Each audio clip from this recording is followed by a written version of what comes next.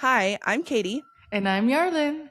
and this is Fae and Fables, a podcast hosted by two mental health counselors who take a psych deep dive into your favorite fantasy and romantasy books. Today, we're going to deep dive into A Court of Wings and Ruin by Sarah J Maas. Woo! Our episode 31. We're I almost know. there. I can't believe we're almost all the way through. Akatar, I know yeah. we're not like because there's two more books, but Frost and Starlight is so small. Like we're Yeah. we're rounding Yeah. the end here. I I know. can't believe it. Yeah, so exciting. So, before we get into the episode, we're going to go into our disclaimers and spoiler warnings. So, please note this episode contains spoilers for the first three books of the series, including A Court of Thorns and Roses, A Court of Mist and Fury, and A Court of Wings and Ruin. Additionally, several potentially triggering emotional and or traumatic themes may be discussed, which could be impactful or upsetting. Note that adult language and themes are used in the discussion of this book. Please take care of yourself and use caution if you're not in a space to engage with these conversations. For our mental health disclaimer, this podcast is hosted by two licensed mental health counselors, but it should not be used to diagnose, treat, or address any individual mental health concerns or conditions. The knowledge, opinions, and experiences we express related to mental health care are our own and should not be applied as treatment. This is just for fun. If you feel you need mental health treatment, please seek out your own individualized mental health care. So, for our order of events, we are going to go into our rankings and ratings, where we discuss our star and chili pepper rating, as well as where we would put this book on our fictional shelf relative to other books that we've read. Teehee moments, quotes, and moments that had us kicking our feet or clutching our pearls. Oh, yes. The character case. This is where we both picked a character and ask ourselves, what if they were our client? The red flag court, where we take turns offering up cases and we decide, is this a red flag? And I feel like we've added so many color flags too. Like we now have orange flag, yellow flag, red flag, green flag. We gotta have variety, there's different things. The red flag court gets more and more nuanced every time we do it. That's true. The counselor's couch, where we take the fantastical into your everyday life. And then what's up in the realm, where we discuss what we're reading, what's upcoming for the podcast, and where you can contact us. Oh, yes. And also we talk about merch. So if you like merch, we do have it. And I mean, not to brag, but I'm repping our merch everywhere we go. And my street cred goes up every time I walk out and people are like, who's that girl? So if you want some good cool points out on these streets, you should probably get one of those. Yeah. Okay. But before we get to that part, it is time to delve into the world of A Court of Wings and Ruin. And so much has happened already. We had the Akatar moment where you and I had to pretend like we didn't absolutely hate Tamlin. Oh, yeah. And then A Court of Mist and Fury, where we could totally be like, yo, Tamlin, what the fuck?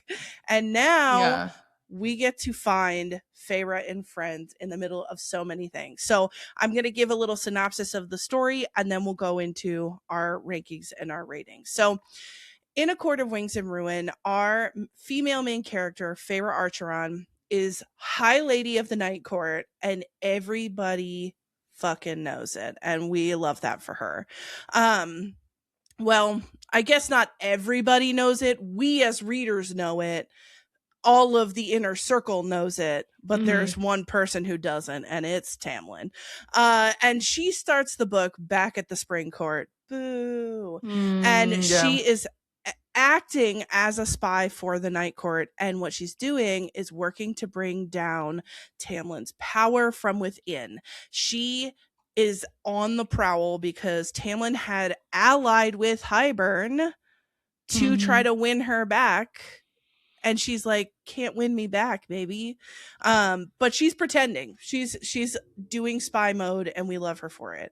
And through a careful maneuvering and manipulation, she successfully deconstructs the Spring Court and escapes with, surprisingly, Lucian, who was Tamlin's like BFF and crony for a whole lot, but now is like, Elaine's my mate. I gotta go see if she's all right. Mate bonds, man. They really change which things. makes sense. And I think there's a lot of already the relationship dynamic between Tamlin and Lucian, which is like a little weird too. So it's not like a super friendship. It's just more like he's serving him and has to put up with like Tamlin's moods and all of this. So I do think Lucian had just a different priority this time around. Absolutely. You could see the fractures in the friendship, you know, in the way that Tamlin was treating Feyre, even in book 2. And now it just kind of deconstructs. So once she returns to the Night Court, her and Lucian escape. It's a harrowing escape. One of my favorite scenes is when they're on the lake, at the frozen lake, running, and Eris and his cronies are after them. And then Cassian and Azriel like crack onto they're like, bitch. And oh my gosh. It gives me chills every time I read it. I'm like, yes, Cassian, yes, Azriel, get over there. So she returns to the Night Court after having done her spy duties, and this begins the long and arduous process of trying to prepare for a war with Hybern and to protect Prythian, both the Fae and the humans. And that's the challenge. It's like, we're not just out here trying to protect Fae, we're out here protecting humans too. So Feyre, with Rhys, Cassian, Azriel, Lucian, Amren, Mor, Nesta, and Elaine, go through all these trials to try and get a force together against Hybern. And this includes a meeting with the High Lords. That is where everybody, including all the other High Lords and Tamlin, learn that she's High Lady. She goes up against the Bryaxis, which is under the library in the Night Court. They go see the Bone Carver, the Weaver, and this is all happening. All these trials are happening while they are all trying to figure out how to be a court together. There's a lot of interpersonal dynamics that are unfolding, and people are just trying to figure out how they want to work together. And this all culminates in several battles. And there's one final battle that is the most devastating and is the one that wins them the war. Ultimately, the forces of the Fae Courts of Prythian all really... I mean, even Tamlin shows up at the end. So really all the High Lords, all the Courts of Prythian fight in this big battle, along with a couple of characters that emerged in this book. They were mentioned, I think, tangentially in the second book, but highlighted more in the third. Dracon and Miriam, who are friends of the Night Court folks, but who had been in hiding, because Miriam was a human, or I think half Fae, half human, and they were on an island called Cretia. I don't know if I'm pronouncing that right, but they were hiding. Nobody could find them, but they eventually came through, and the human forces came through. A Firebird queen named Vasa came through, and then Feyre's dad rolled up. Which is very interesting. Yes, her dad rolled up, and they do defeat Hybern, and what ends up happening is they break and remake the cauldron in order to like kill all of Hybern's forces. They break it and remake it, and they save the day. But it is not without cost. Feyre's dad gets killed by Hybern himself. Amren goes from being whatever sort of supernatural, super cosmic being she is to just a high fae in trying to fix the cauldron, and Rhys dies in the process. He like dead and gone, but all of the High Lords come together. Like Feyre goes feral, and she's like, "Bring it back right now!" And she goes to Tamlin, and she's like, "I will give you anything. I will give you anything." And he's like, "Be happy, Feyre." And I thought that was a nice moment. I thought that was a nice moment. I also thought, I was like, okay, I see that. I see it. And everybody's pretty traumatized and has a lot to process, but they live to fight another day. They defeat Hybern. It's Elaine and Nesta. Elaine stabs Hybern through the neck with Azriel's blade, Truth Teller, and then Nesta. And once Elaine stabs him once, she's like, "I don't want to do the rest." And Nesta saws his head off, and she lifts his head like it's a trophy. These Archeron sisters, they don't They're take badass. shit. Yeah, they don't take shit from anybody. Yeah. And Hybern is defeated, and they all have to figure out a new world. Most notably, without a wall. Hybern had broken the wall between the Fae and the humans, and so now there's no barrier between the Fae and the humans. And they all have to figure out, how do they want to be as a court, but also how do the Fae and the humans want to interact? What do they want the world to look like? So much happened, so many events. But Yarlin, what were your stars, your chili peppers, and your shelf rating? So I gave this 4 stars. I enjoyed it.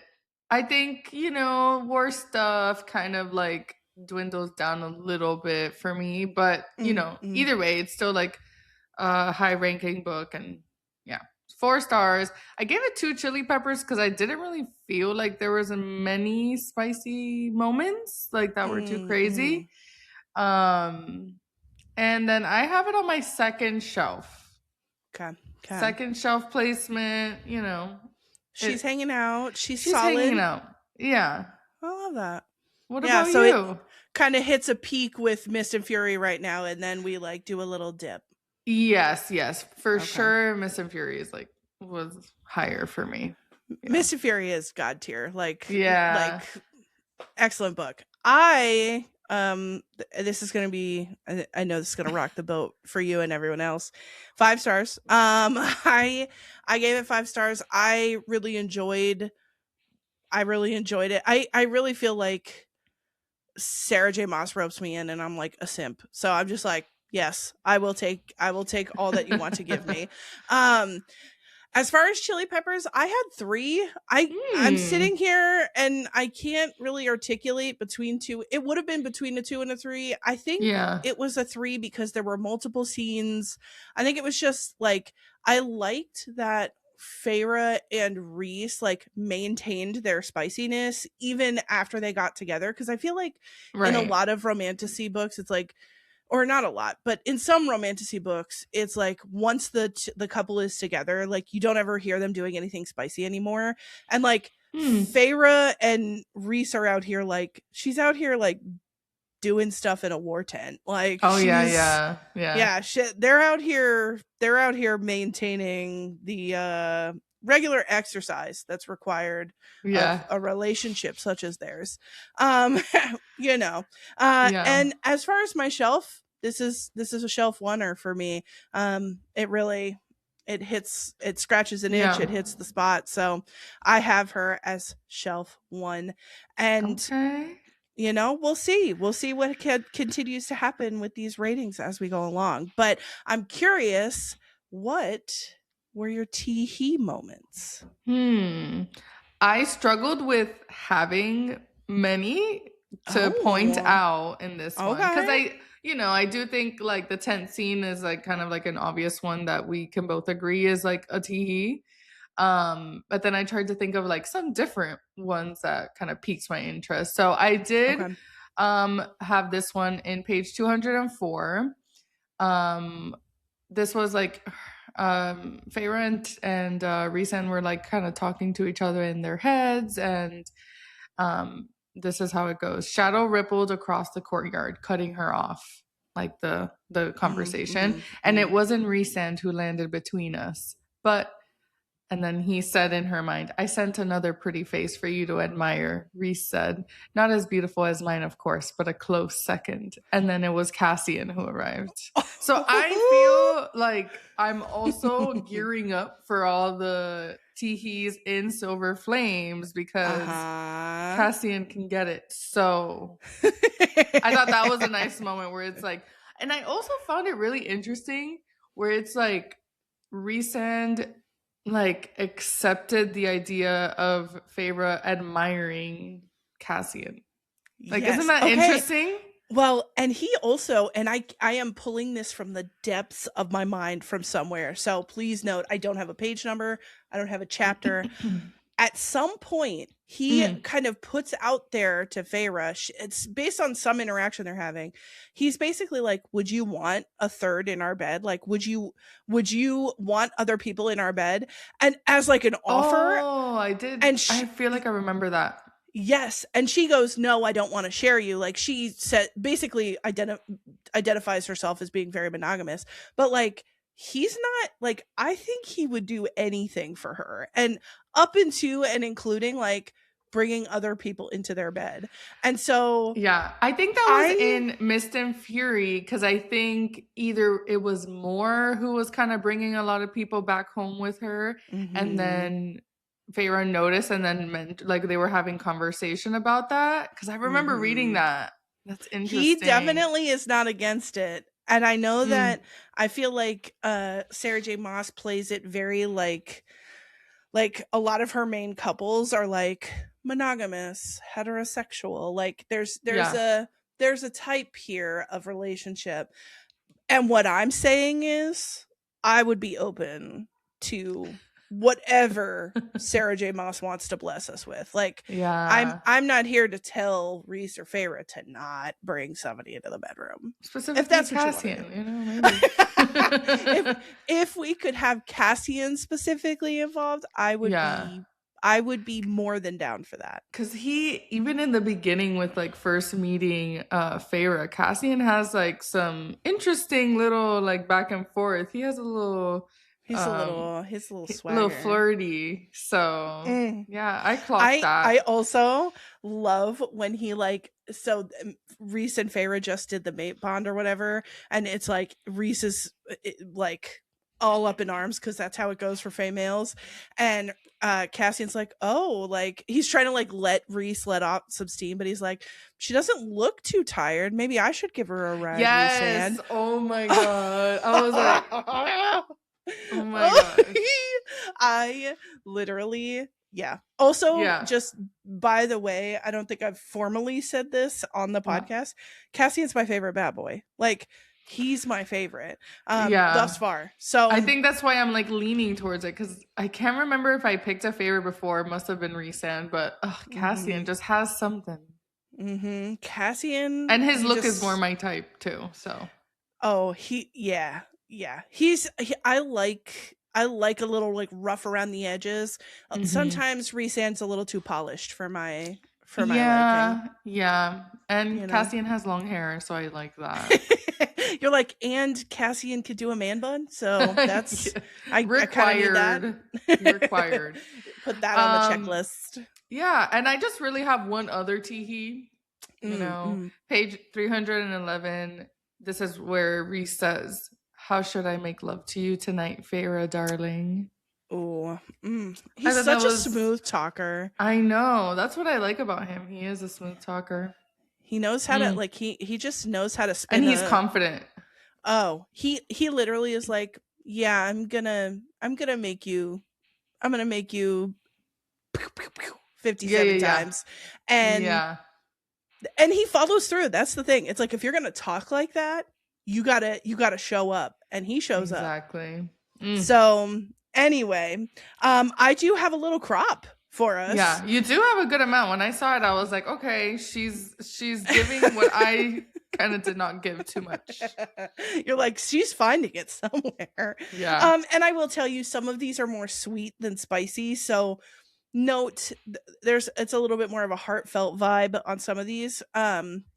Because when they reunite after Feyre's been in the spring court, it just like does something to my heart. So, my first teehee is on page 134. And it is when Feyre and Reese have reunited after she's been in the spring court. And Reese says, I miss you every moment, Reese said, leaning down to kiss the corner of my mouth. Your smile. His lips grazed over the shell of my ear, and my back arched slightly.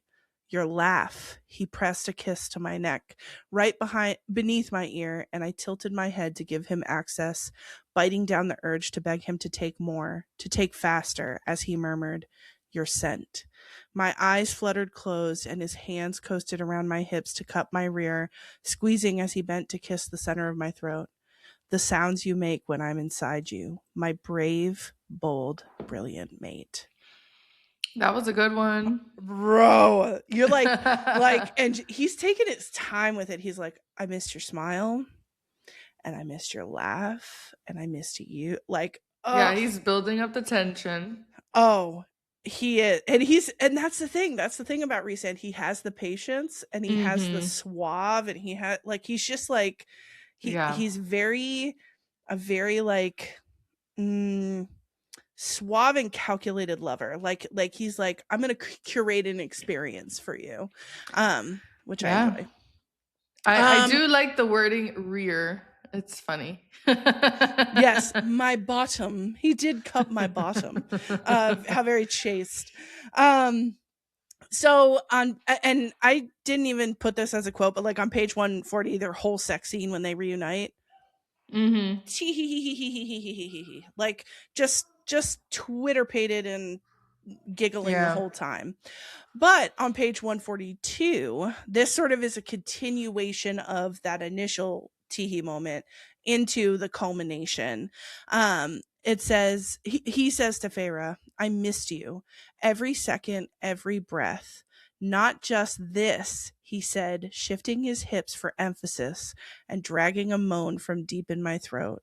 But talking to you, laughing with you, I missed having you in my bed, but I missed having you as my friend even more. Oh my gosh. Like, number one, as you're doing it, you're saying this, and also it's like, just the emotional, like, I just missed being your friend. I missed being around you. And it's just like, damn. That's, I know. It makes you love him, you know? Honestly, it does. It does. And then the last one, these are all Rhysand quotes. Of course. He really came through. Literally, I think every other quote, because I highlighted 3, but I had others. Every one was Rhysand talking. On page 311, Rhysand says, will it ever stop? He mused more to himself than me, wanting you every hour, every breath.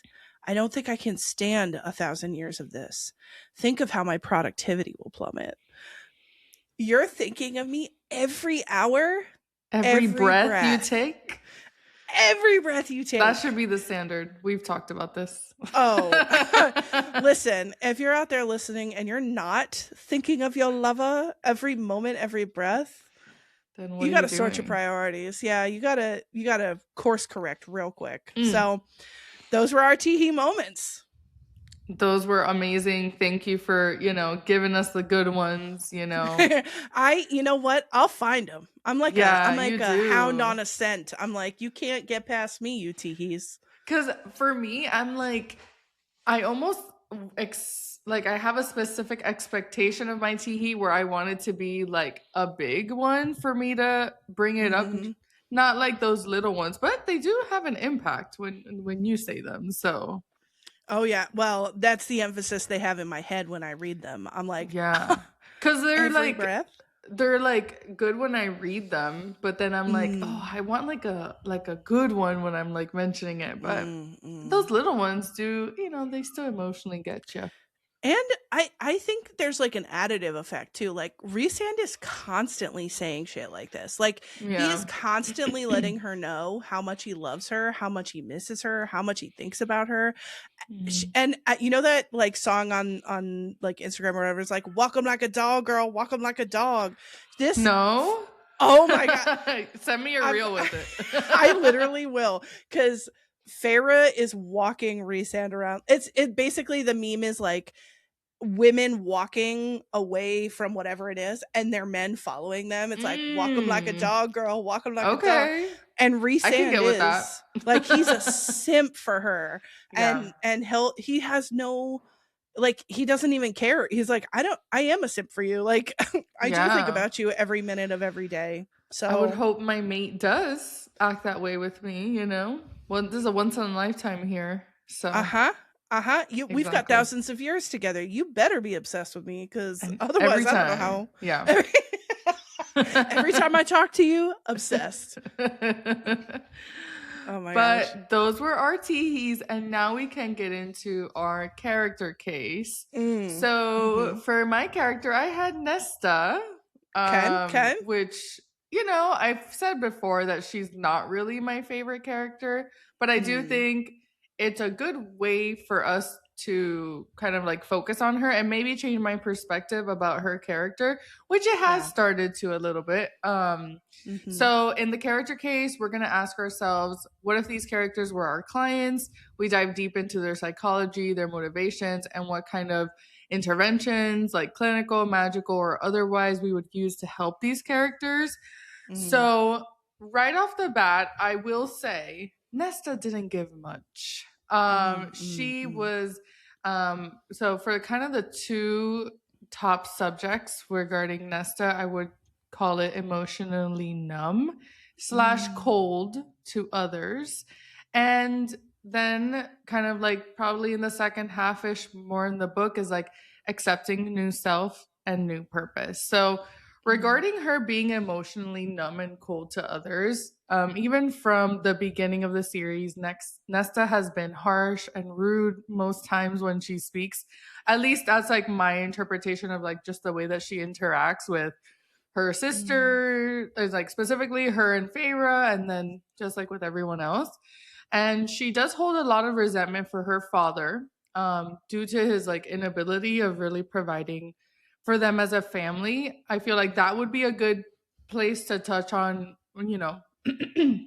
if she were to be in therapy with me, is kind of processing whatever like childhood things or where that resentment comes from, because I would assume that that's kind of, a big arching feeling of how she feels as a person, especially around her family.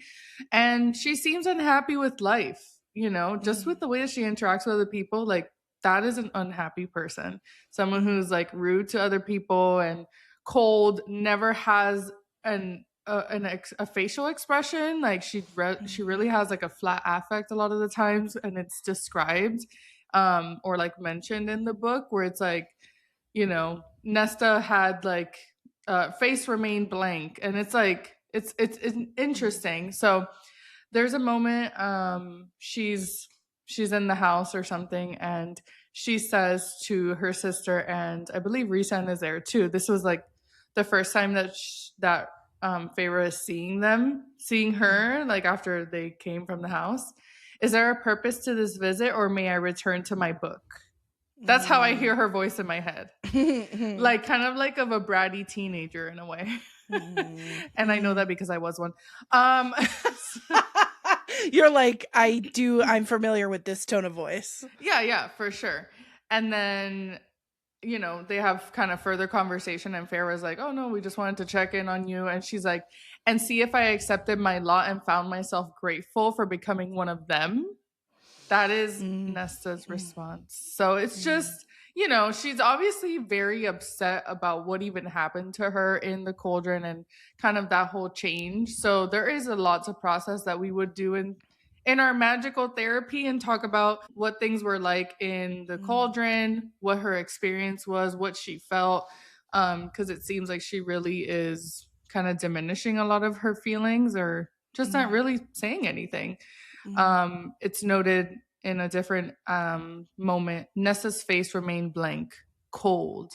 Like coldness is often described as her reaction, as her, interpretation of things. And I thought this was an interesting moment between Amren and Nesta. So Amren says to her, we are the same, you and I, not in the flesh, not in the thing that prowls beneath our skin and bones, but I see the kernel, girl.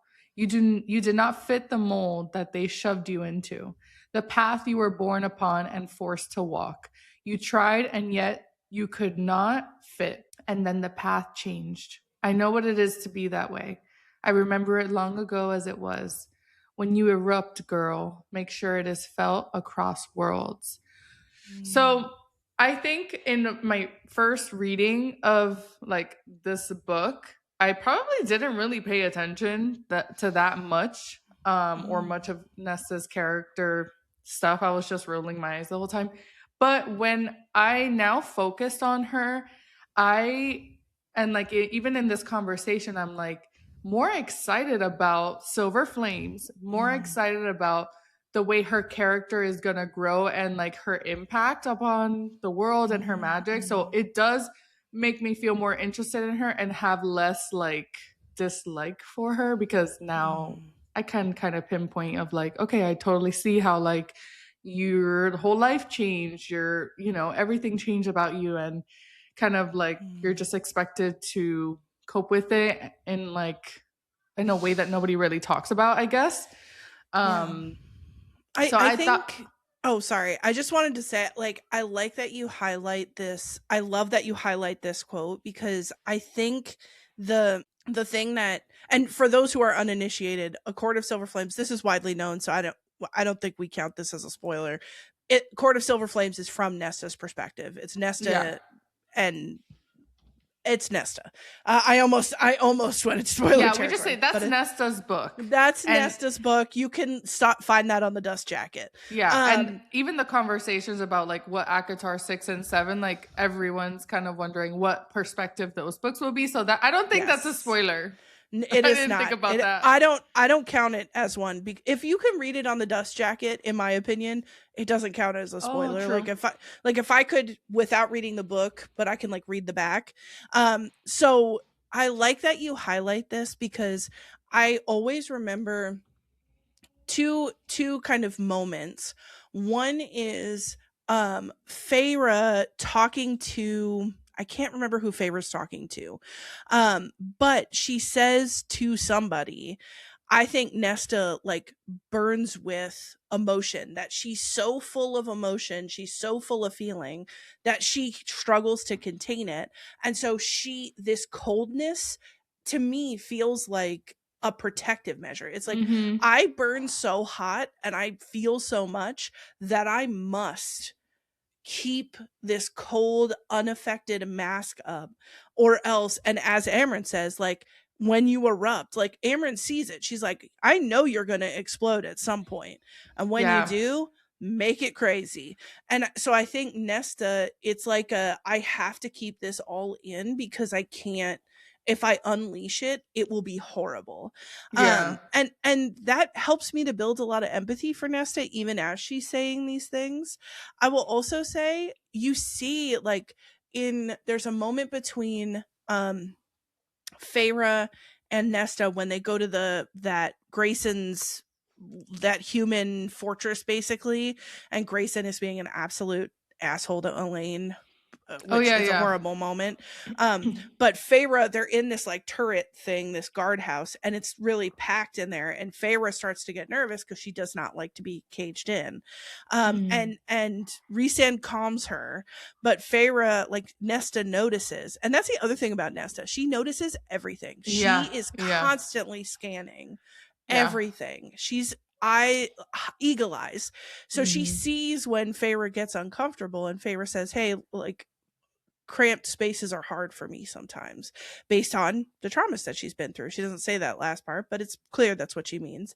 And Nesta, in a very rare show of vulnerability, says, I have a really hard time with bathtubs. Like, I can't get in a bathtub. I have to use buckets. I can't do it. Yeah. And that was in Miss and Fury, I think, right? No, I remember that. No, this is in ACOWAR, I think, because they don't go. So it's, remember, Elaine's already Fae when they go back to Grayson's estate. She's trying to hide that she's Fae for a minute just to get an audience with him. Then Grayson realizes she's Fae and goes, get out. I never want to see you again. And honestly, Feyre and Nesta come together and they're like sister protection energy.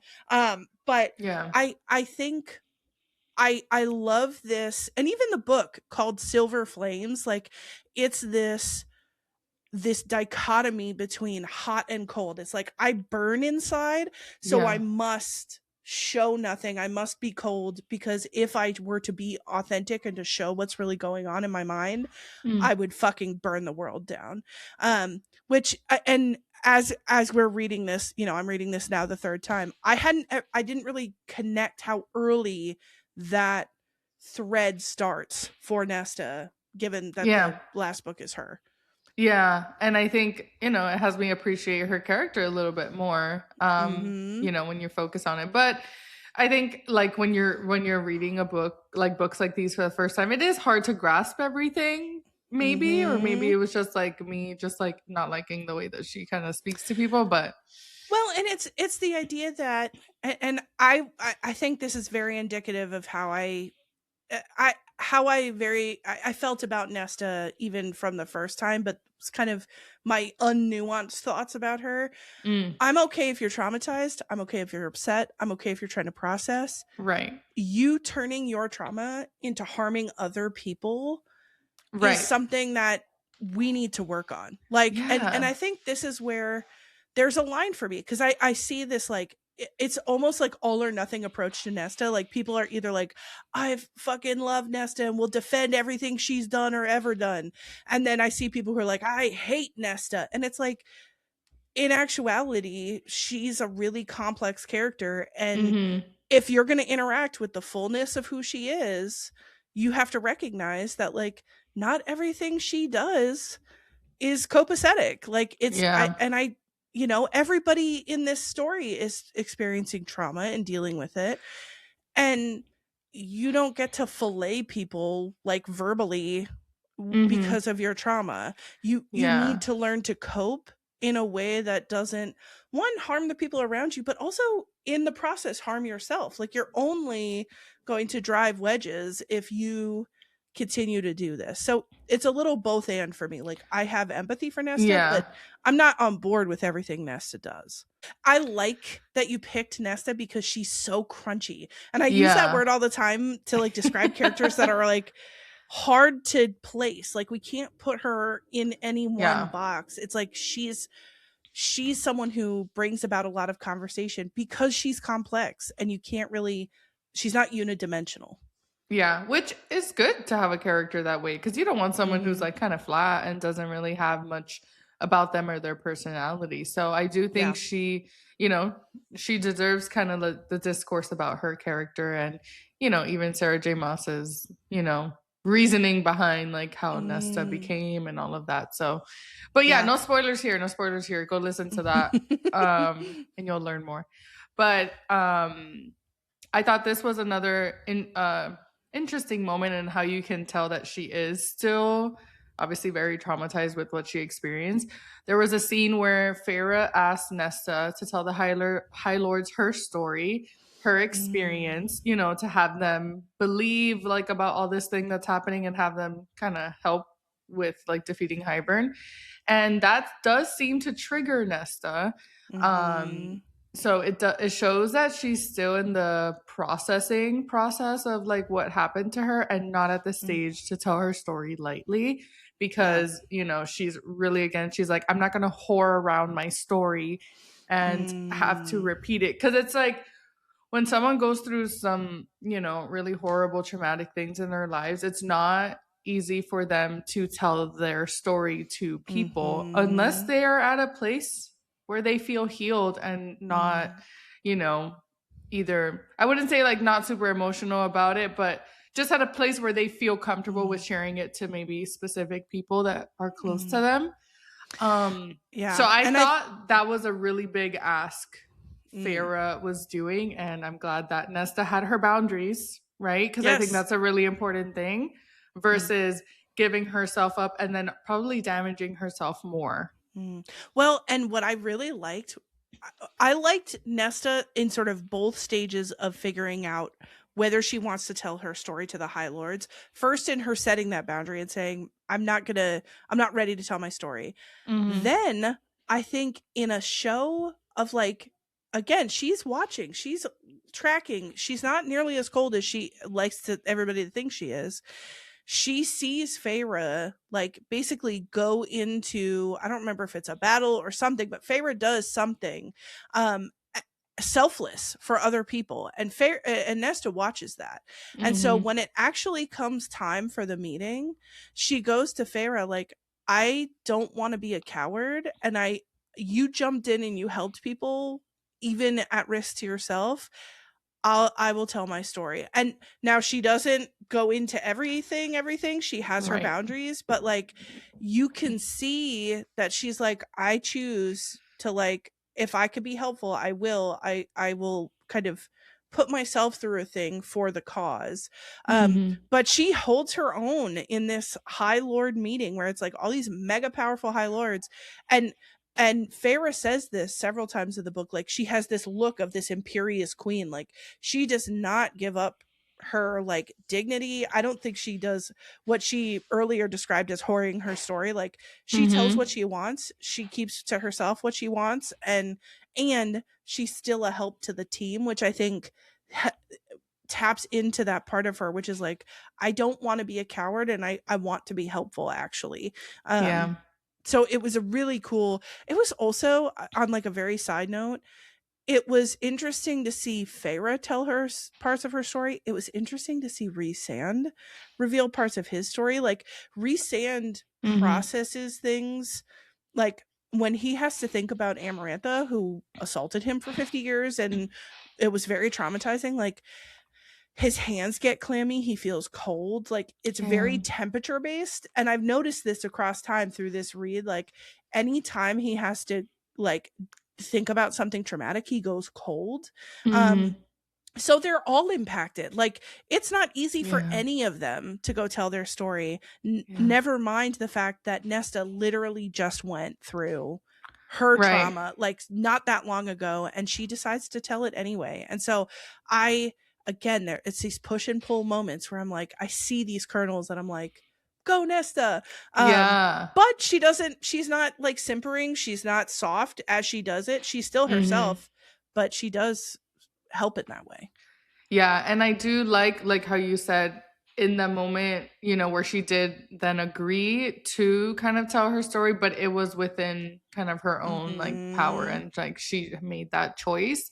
You know, because it's like for the good of the people. And you know, the quote of what she tells the High Lords is in my accepting new self slash Mm. new purpose, which I will tell you guys now. So in Hell yeah. page 443, Nesta is kind of giving her like, you know, her talk to the High Lords, to kind Mhm. of get them on board with helping. And she says, "The past is the past. What I care about is the road ahead. What I care about is making sure no children, fate or human, are harmed. You have been entrusted with protecting this land. How can you not fight for it?" Ooh. So I thought that was just like a really big moment where when I like dog eared the page, I was like, wow, this is a really good one with seeing Mhm. how almost like 180 her whole like character is. And it's like we don't see this conversation or anything like it coming from Nesta Mhm. at any other point in the book before that. So it's just like, wow, she does care. She does have like the Mhm. ability to kind of, you know, show that, you know, and maybe it just with her even saying it, she kind of started to realize her new purpose and all of that. So Mm. I thought that was a really interesting moment where she was able to even just talk and say that, like to High Lords, like that's like telling them you were entrusted to save this land. How can you not fight for it? Like I would be kind Mm. of scared, kind of standing up to people like that. Mhm. Well, and it shows that she does have things she's passionate about. Anytime you see this coldness from her, like it's Mm-hmm. covering, I want to Yeah. protect kids, human and fae, who are subjected to these harms. Like Yeah. it sort of reminds me of the journey that Feyre's gone on, where like she started with one very particular purpose and dream, and now throughout Yeah. these books she's developing a different dream, a different approach to what do I want? How do I want to move through the world? And it feels like the kernel is in there for Nesta, and it pops out in moments, but then it's like now we're back to cold. So it's I think this is an early indication of the fact that she's got higher purposes, higher Mm-hmm. like goals than just, leave me the hell alone. Yeah, which I think she's just figuring that out as it comes and as she's Mhm. processing all this stuff that's going on. Mhm. And I have this other quote that is between her, well, between Lucian and then like, you know, other people talking about Mm-hmm. Nesta. Page 255, Lucian asked, "What are you?" He asked Nesta that, and she said, "I made it give something back, the cauldron." And I believe Reese is the one that says, "The flame in her eyes is not of your usual sort, I take it." And Lucian says, "No, it spoke to nothing in my own arsenal. That was ice so cold it burned. Ice and yet fluid like flame, or flame made of ice." And someone else says, "I think it's death. The power is death. Death made of flesh or whatever the power the cauldron holds over such things. That's why the carver heard about her. Only Nesta would not just conquer death, but pillage it." So Mm, it's like, again, like even like having them describe that, it's just like she has so much power, and like just the unknown and the like what her character can do has me piquing my interest a little bit more. girl, It has me changing my mind.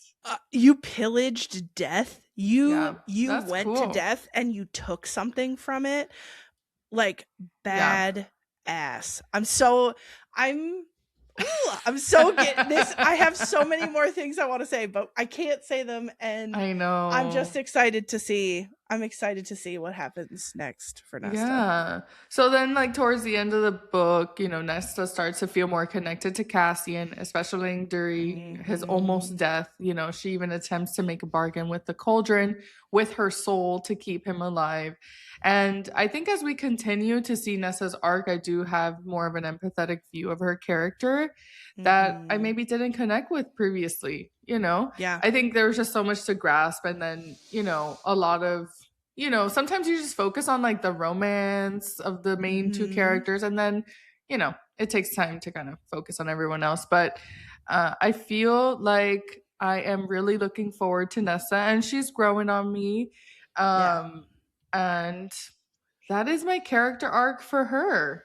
Yes, girl. What, like, the like bringing up of the like flame made of ice, ice flames. Hmm. This is all, it's all coming together now, folks. And Yes. if you haven't read Silver Flames, saddle up. There's some things. There's stuff and things, and I'm just I love that you highlight the ways that you can have a character who it feels similar to me as Caltaine.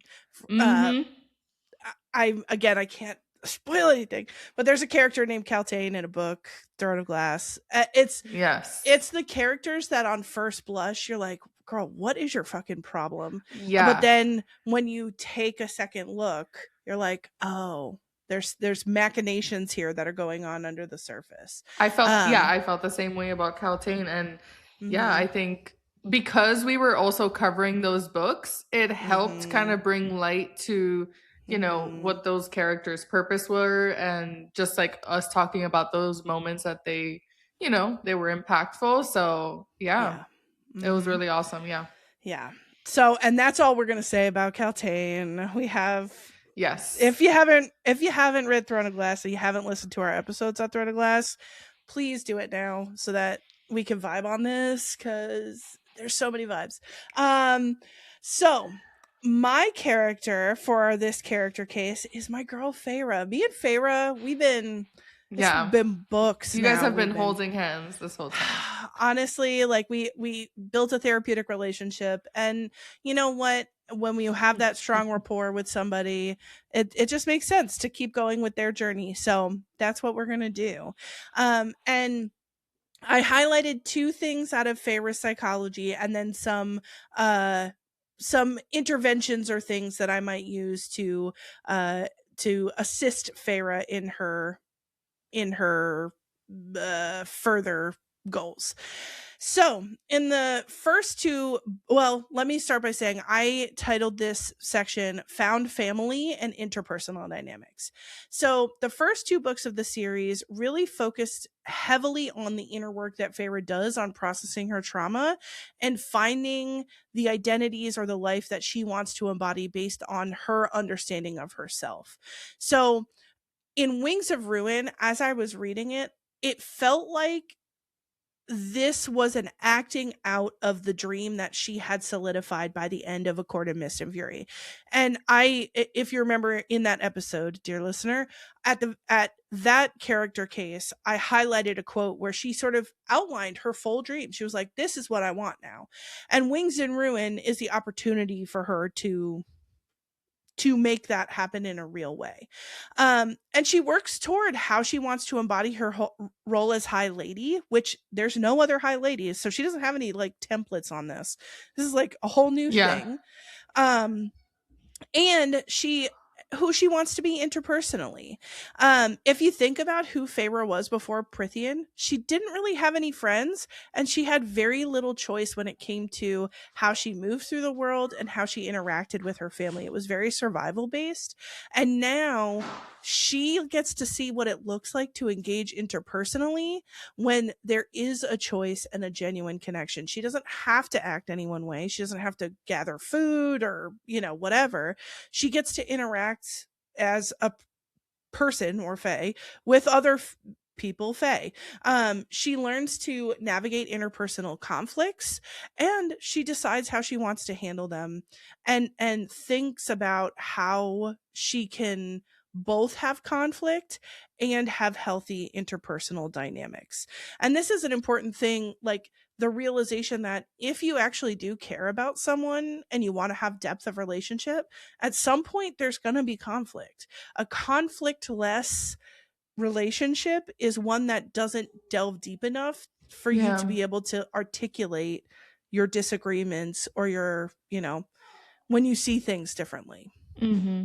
And I was just gonna say that when you are, whether it's a friendship or anything, when you do have conflict and you guys are able to resolve and kind of move past it versus that conflict kind of breaking the relationship, I think that makes a big difference in, how connected you feel to that person, because I think, and maybe there's situations like that too where it's like there's such a different way of handling conflict between different type of friends and like the way you kind of like expect them to react. So I do think this is like a great moment for like Feyre with just like being able to handle that, because before, like, there was no space for any of that. She barely kind of interacted with her sisters, and like they were kind of in their own world. So and or like any conflict she did have with her sister, it was all, in my mind, conflict that didn't lead to a helpful resolution. The idea is that we have conflict so that we can make deeper meaning, grow closer, like right. It's conflict that has some kind of purpose. At the very beginning of ACOTAR, they're just conflicting with each other, and there's no sort of end in sight. There's no growth or togetherness that comes from that kind of conflict. So we see a couple of examples in the story that represent this kind of interpersonal conflict and interpersonal growth dynamic. First and foremost, Feyre and Rhys need to figure out how to interact. They have been mates all of a few months. Like, I think people like to think, oh, well, he's so old and their love is so ancient. It's like, it actually really isn't. They've only been together for a short amount of time, and they don't know each other in the way that you know a person after 20 years, or in their case, 1,000 years or 100. Yeah. So do they know their favorite color? Do you know my favorite color? Do you know how I like, it's like, do you like your eggs scrambled or poached? Like, you don't know the ins and outs of my likes and my dislikes and my personhood, and you gotta have to learn it. So a couple of examples of this are, of the Feyre and Rhys try to figure out how do they want to interact. On page 171, it's 171 through 191 really as this kind of unfolds. Feyre and Rhys have a disagreement in front of the inner circle, where Rhys makes an offhand comment about Nesta. He's like, oh, I don't know if the world's ready for Nesta. And Feyre snaps back and goes, she's not a wild animal. Like, she's my fucking sister. And they have this weird moment where it's like, ooh, and he's like, I'm sorry. And then she feels weird about it because she snapped at him, and she's like, goes to him later and says, "I'm sorry for contradicting you in front of other people." And he's like, "What? No, like, you Yeah. don't have to be sorry for that. Like, in front of like maybe other courts, let's not disagree, but like in front of our inner circle." And they have this back and forth of how do we want to look in front of the inner circle and how do Mm-hmm. we want to act in front of the world at large. Yeah, because I think also like the expectation that he is a high lord and like Mhm. not kind of like not knowing like do I have to kind of show respect and hold my tongue, as sometimes that Mhm. can be the case in some relationships where like you don't Mhm. disrespect the man, whatever. But Mhm. so I thought that was really interesting to see Reese being like, no, that's totally okay for us, Mhm. to disagree and for you to tell me how you feel. So I want that to Yeah. happen more in more places. Honestly, it was a great encapsulation, and they didn't even like when the moment happened, they didn't get to talk about it in the moment. They talked about it later, which is why it spans that 20 pages. And I Yeah. thought it was a great example of like you don't have to like if you're going to have conflict with your partner, you don't have to have all the answers right away. Like you can let a Right. moment unfold that's kind of uncomfortable, have a little patience, talk about it later, connect Yeah. about it. Like there's a sense that like we will work it out. Like we're not going to avoid Mhm. each other in the meantime. We're not going to Right. be toxic. Like we're going to have this moment. It's a little weird. We're trying to, wait until we have a good moment to talk about it. And then when Yeah. they do, I agree. I like that Resen's like we don't need to do this like hierarchical because Right. that's Feyre's, and I think this is a reaction from being with Tamlin. Right. She has these moments where she's like, "Oh, I have to, I'm subservient to you as High Lord, right?" And he's like, Uh-huh. "I'm gonna pause you here. You're High Lady, and we don't play those reindeer games." Yeah, those reindeer games. Yeah, because in the spring court, there were so many moments where she wasn't able to be involved in like the conversations that Tamlin had with people, and like there was this big kind of difference in like the way that they Mhm. handled their relationship, and kind of the loss of her power and her voice versus now. Yes. So now she's kind of figuring out like, oh, it's different now, which is Yes. healthy. Exactly. And they talk in that conversation about how they want to be. Like, do we want to be able to conflict in front of the inner circle? And like how do we want to do that? And, they decide together what they want that to look like. Mm. Another example of Reese and Feyre interacting is after Feyre gets back, she does a little sneaky sneak to find the cereal at one point to get some questions answered. And there's a whole thing with that I'm not gonna. I'll get into a little bit more here in a moment. But Feyre doesn't tell Reese. She doesn't tell anybody that she's going to go do that. She doesn't tell Reese that she's going to do that. And when she gets back, Rhysand is not like mad. He just wants to talk to her a little bit about it. And he says, she's like, you wouldn't have let me go do that, or something about letting her do it. And he says, like, hey, I don't let you do anything. You don't let me do anything. We're partners. We are equal in power. And what you decide to do because we're partners is going to impact what I decide to do, and I just want to be informed as a way to like it's just scary not to know where you are, and Yeah. and it's not about letting you do anything. He's like, I might have come with you like just to make sure, but and this is on page 544, and they have a really nice moment where it's like we're not giving each other permission to do anything, we're just letting each other know. Yeah, and I think that's the big communication piece in just like many relationships where it's like you have to communicate with your partner, especially if you're going somewhere that's unsafe that you Mm, may not make it out, or mhm. things can turn worse. I feel like that was a moment where it's like, she was still kind of figuring things out because Tamlin probably wouldn't have let her go, like. Mhm. Mhm. So yeah, I thought that was another just good moment, and yeah. Yes. And to add to that moment, because this particular moment with the cereal and the sneaking off also includes an interaction between Feyre and Moore. So Rhys and Feyre have their own thing around this. Feyre and Moore also do. They're watching a battle on the border of the Winter Court. and Feyre and Mor are supposed to stay together, but Feyre could tell that Mor is antsy to get into the battle, and Feyre convinces her to go into the fray. She's like, "Go in, like go ahead, go fight. Like you could see they're struggling. Go ahead, go help them." And she makes it seem like it's for Mor's sake and that she will stay where she is. She effectively, by omission or by sort of like trickery of wording, lies to Mor. And once Mor goes into the fight, she sneaks off to find the Suriel. What she really wants to know is if there's another way to retrieve the Ouroboros, which is this magic mirror that the bone carver wants in exchange for the bone carver being in the final battle. And so Mor or Feyre lies to Mor, and she doesn't tell anyone where she's going to be. As I said, this while Rhys kind of has a measured response to this, even though I think he has a right to be scared and mad too, like he's very measured about it. Mor is really angry, and Mor and Feyre get into an argument on page 547. Mor yells at her for lying, and Feyre yells back about some of Mor's own lies and deceit. And I in the counselor couch, I go into a little bit of what some of Mor's lies are, or her kind of obscuring things. But eventually they work it out and they apologize to each other and they support one another.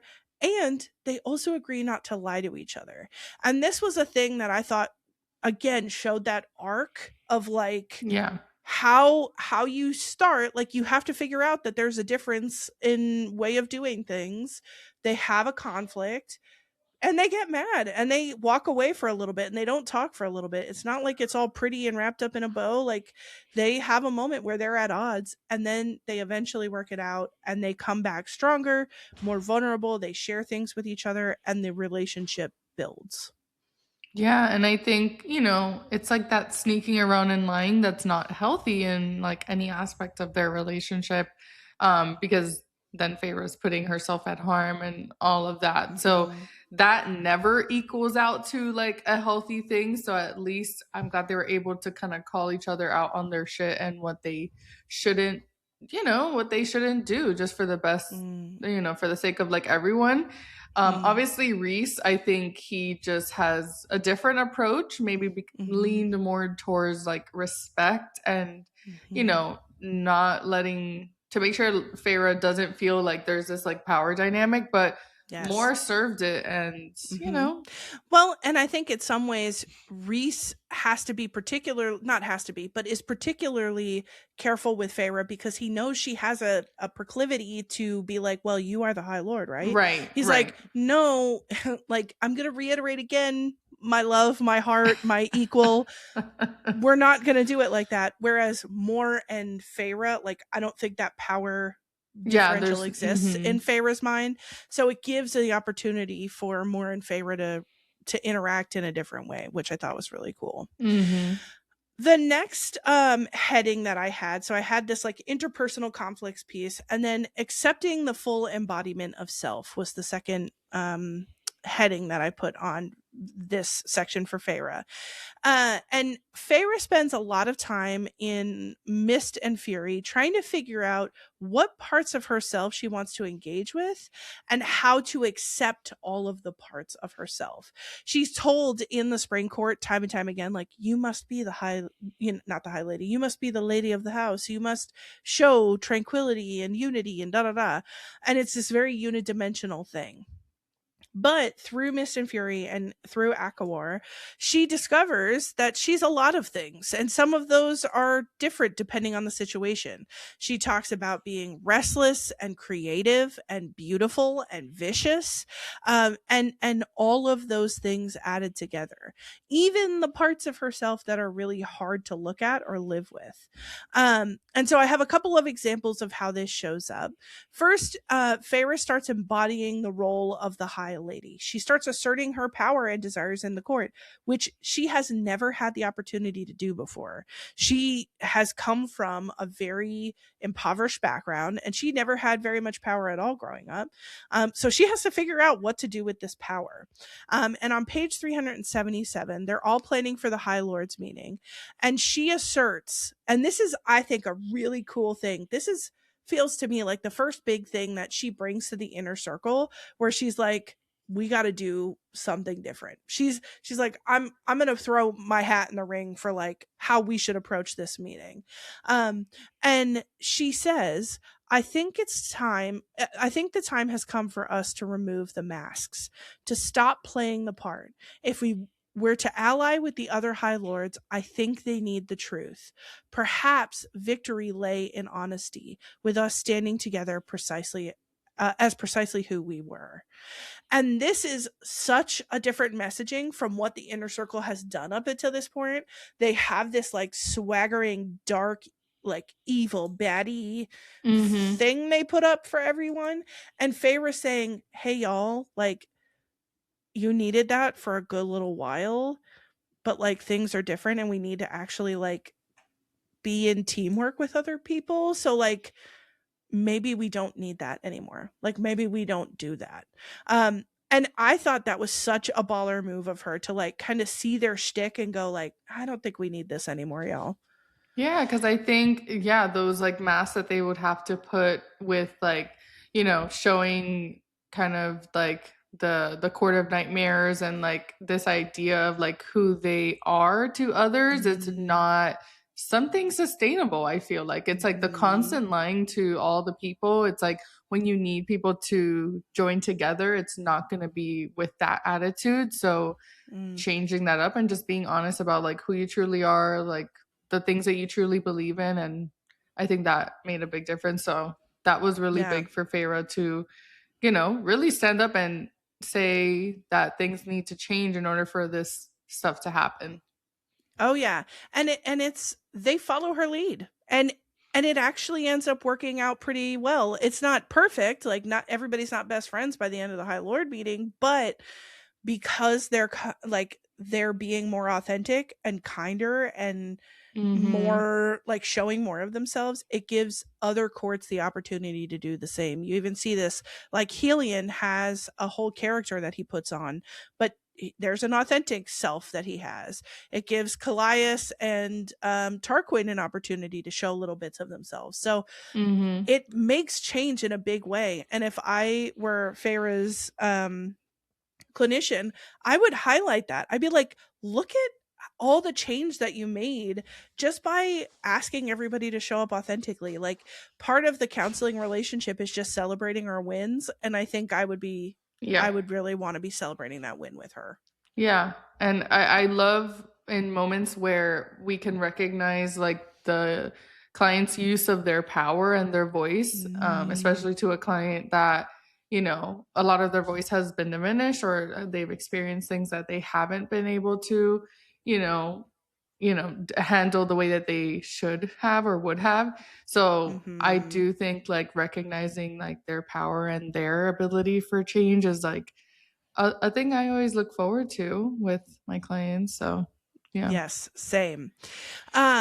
So the second example I have here is I picked the last two examples of this like growing in identity stuff. I picked things that I don't think Feyre would see as strengths, but as just parts of herself, parts of who she is, and things that she grows to accept and grows to really embody or at the very least acknowledge without judgment. And the first thing is that Feyre acknowledges that she is not in a place to engage in battles in the same way that Rhys and Cassian and Asriel do.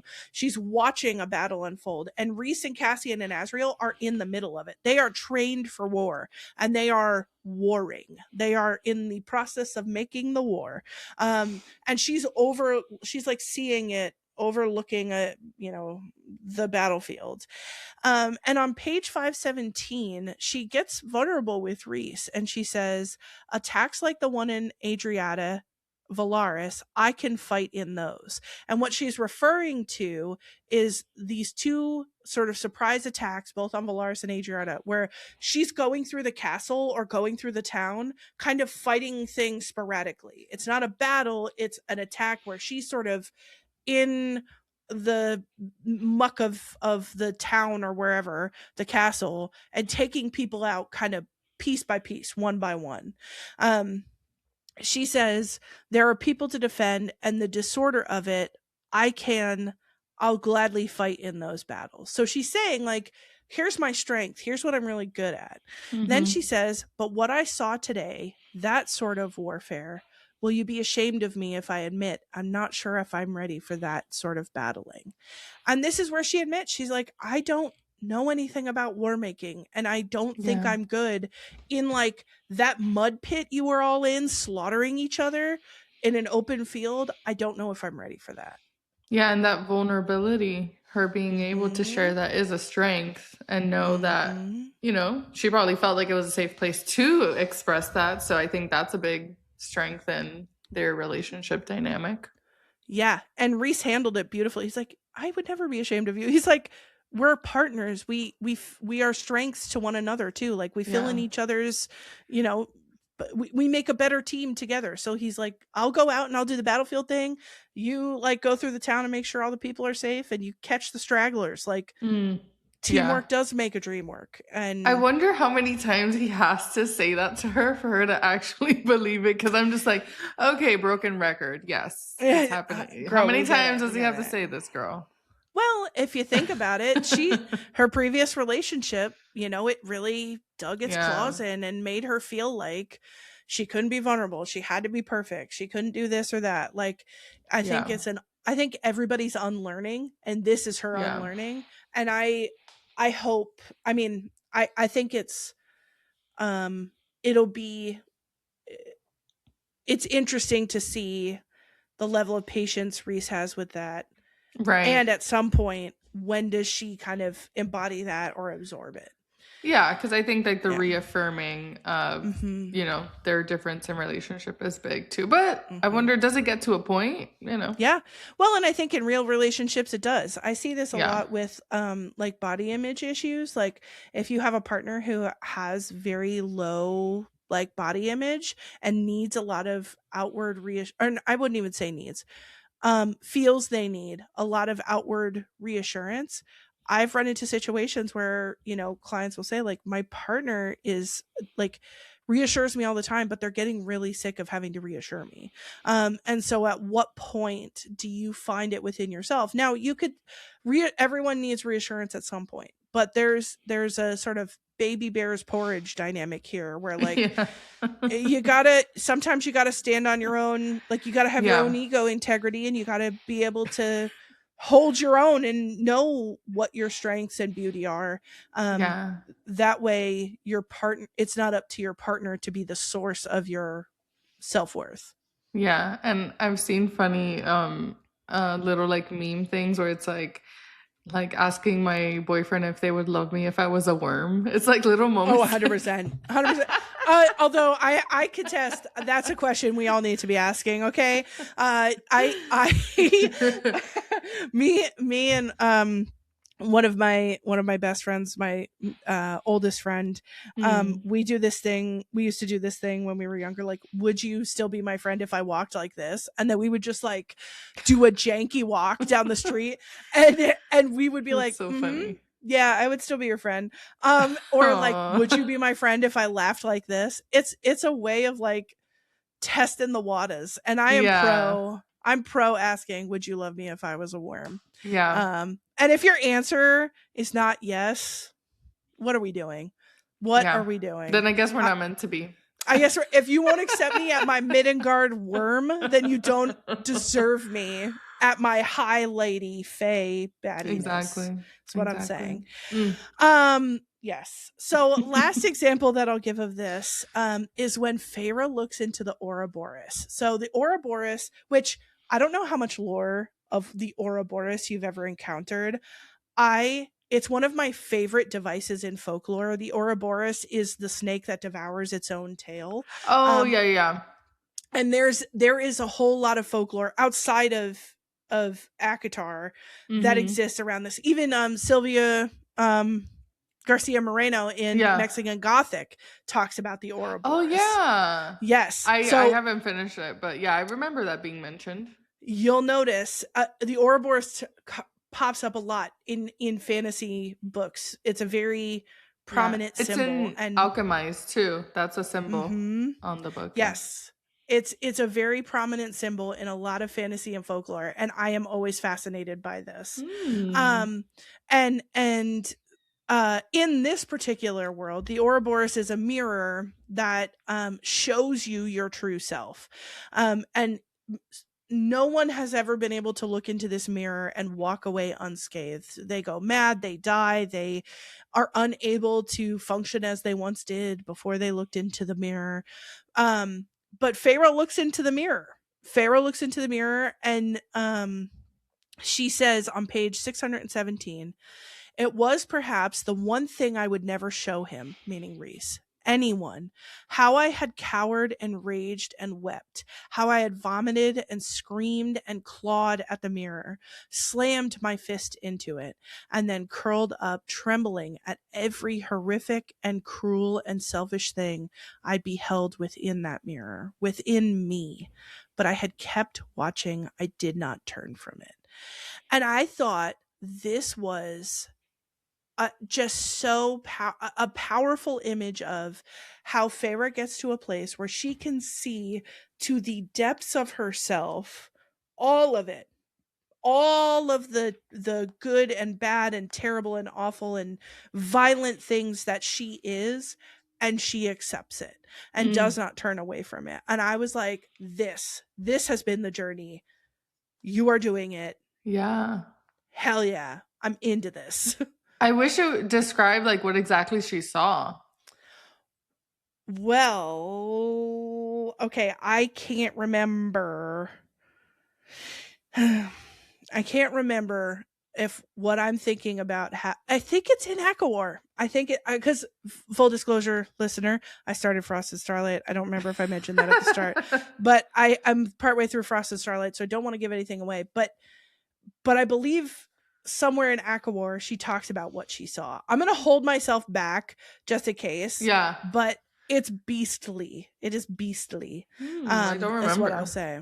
We'll connect after this, and I'll make sure that I'm not about to say anything out of spoilery, but I believe she does. I believe she describes it. I'm pretty sure she describes it at some point during Akawar, but I don't want to say that and then be wrong. So after all of this has occurred, I think the things that I would be focusing on for Farah clinically really have to do with continuing to navigate these interpersonal relationships and decide how she wants to be in those relationships. And then this is the point where I'm like, you have seen to the depths of yourself, you know yourself, you now can trust yourself to handle a whole bunch of things and see, like, you are settled within yourself in a way that I think sets her up well for the tasks of a high lady and like the altruism of being able to decide how she wants to run her territory and what she wants to do with her time. And so I think there'd be a lot of like concrete, like, okay, how do we want to fill our days? What things do we want to help us bring us meaning? That kind of thing is where I would go next. And a lot of like strengths-based stuff where we just celebrate all that she's gone through, everything that she has faced. Also, we definitely would be processing the trauma of watching your mate die. That would be a thing that we would probably process. For sure. I didn't talk a whole lot about that, but it happens at the very end and you don't really see what the effects of that are. So still processing trauma, but really looking at how much she understands about herself and how we can leverage that to new endeavors. All right, that was an awesome character case. Thank you. Me and Farah, we've been tight these past 3 books. Do you think for the next one you'll be changing it up, or you're gonna stick with her? I'm of two minds because I've like, the thing is, well, because Frosted Starlight has a bunch of different perspectives. Yeah. So I think there's opportunities for us to lean into the Mm. silver flames where we could start to catch some psych. So I might change, but I almost at this point it feels like a betrayal. Like I'm like, You gotta I'm keep leaving my going. client. Yeah, I'm like, she's my client. But I'll have to see Yeah. how, because I want to set us up for silver flame too. We shall see then who we pick for our Yes. next one. Stay tuned.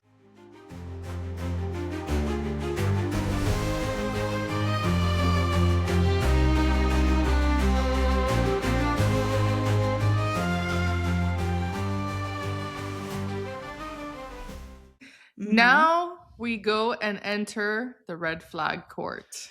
The red flag court. Welcome to the red flag court. This is where we bring cases of interpersonal and relationship misconduct to the jury of you and I. And we ask ourselves, is it a red flag? Is it a green flag? Is it somewhere in between? What are people doing and what do we think about it? The and red we flag shall court. decide. Yes.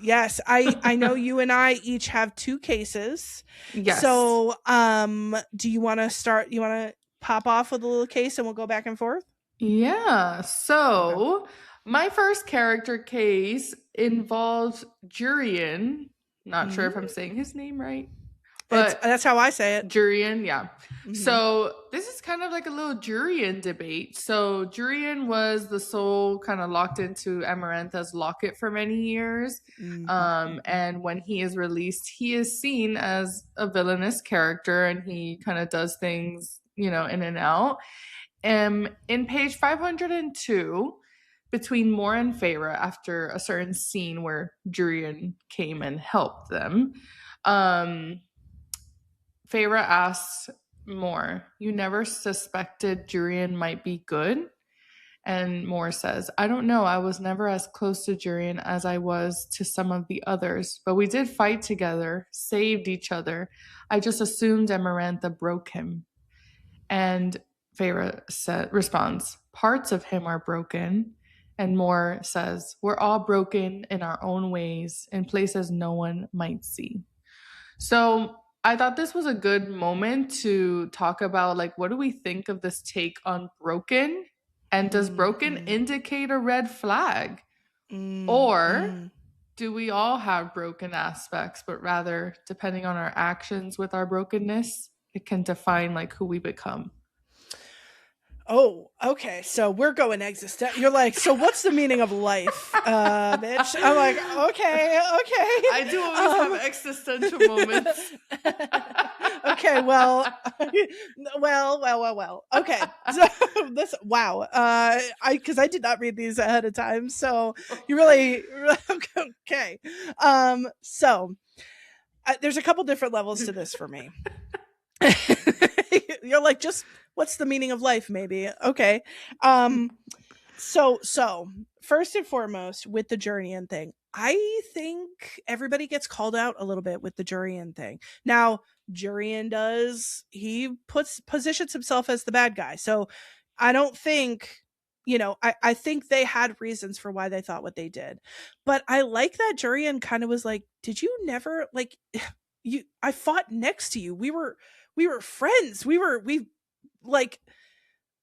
all together, and you never thought for one second that I might be trying to help the cause, but doing it in a way that would actually help us promote our goals. Like, that never occurred to you.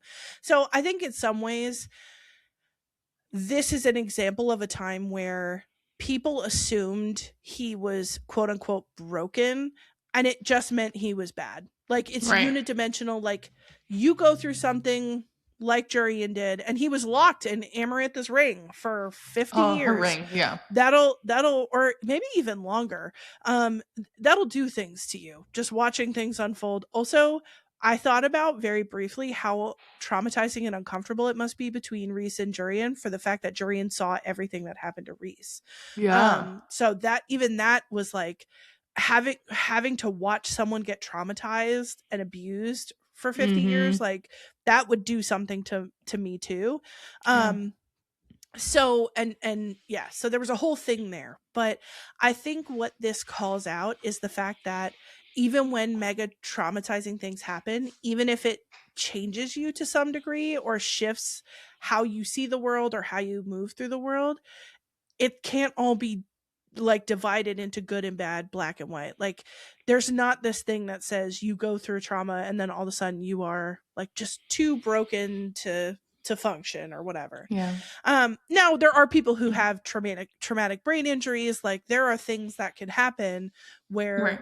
people cognitively, neurologically, something happens to them and there's a reduced ability to engage.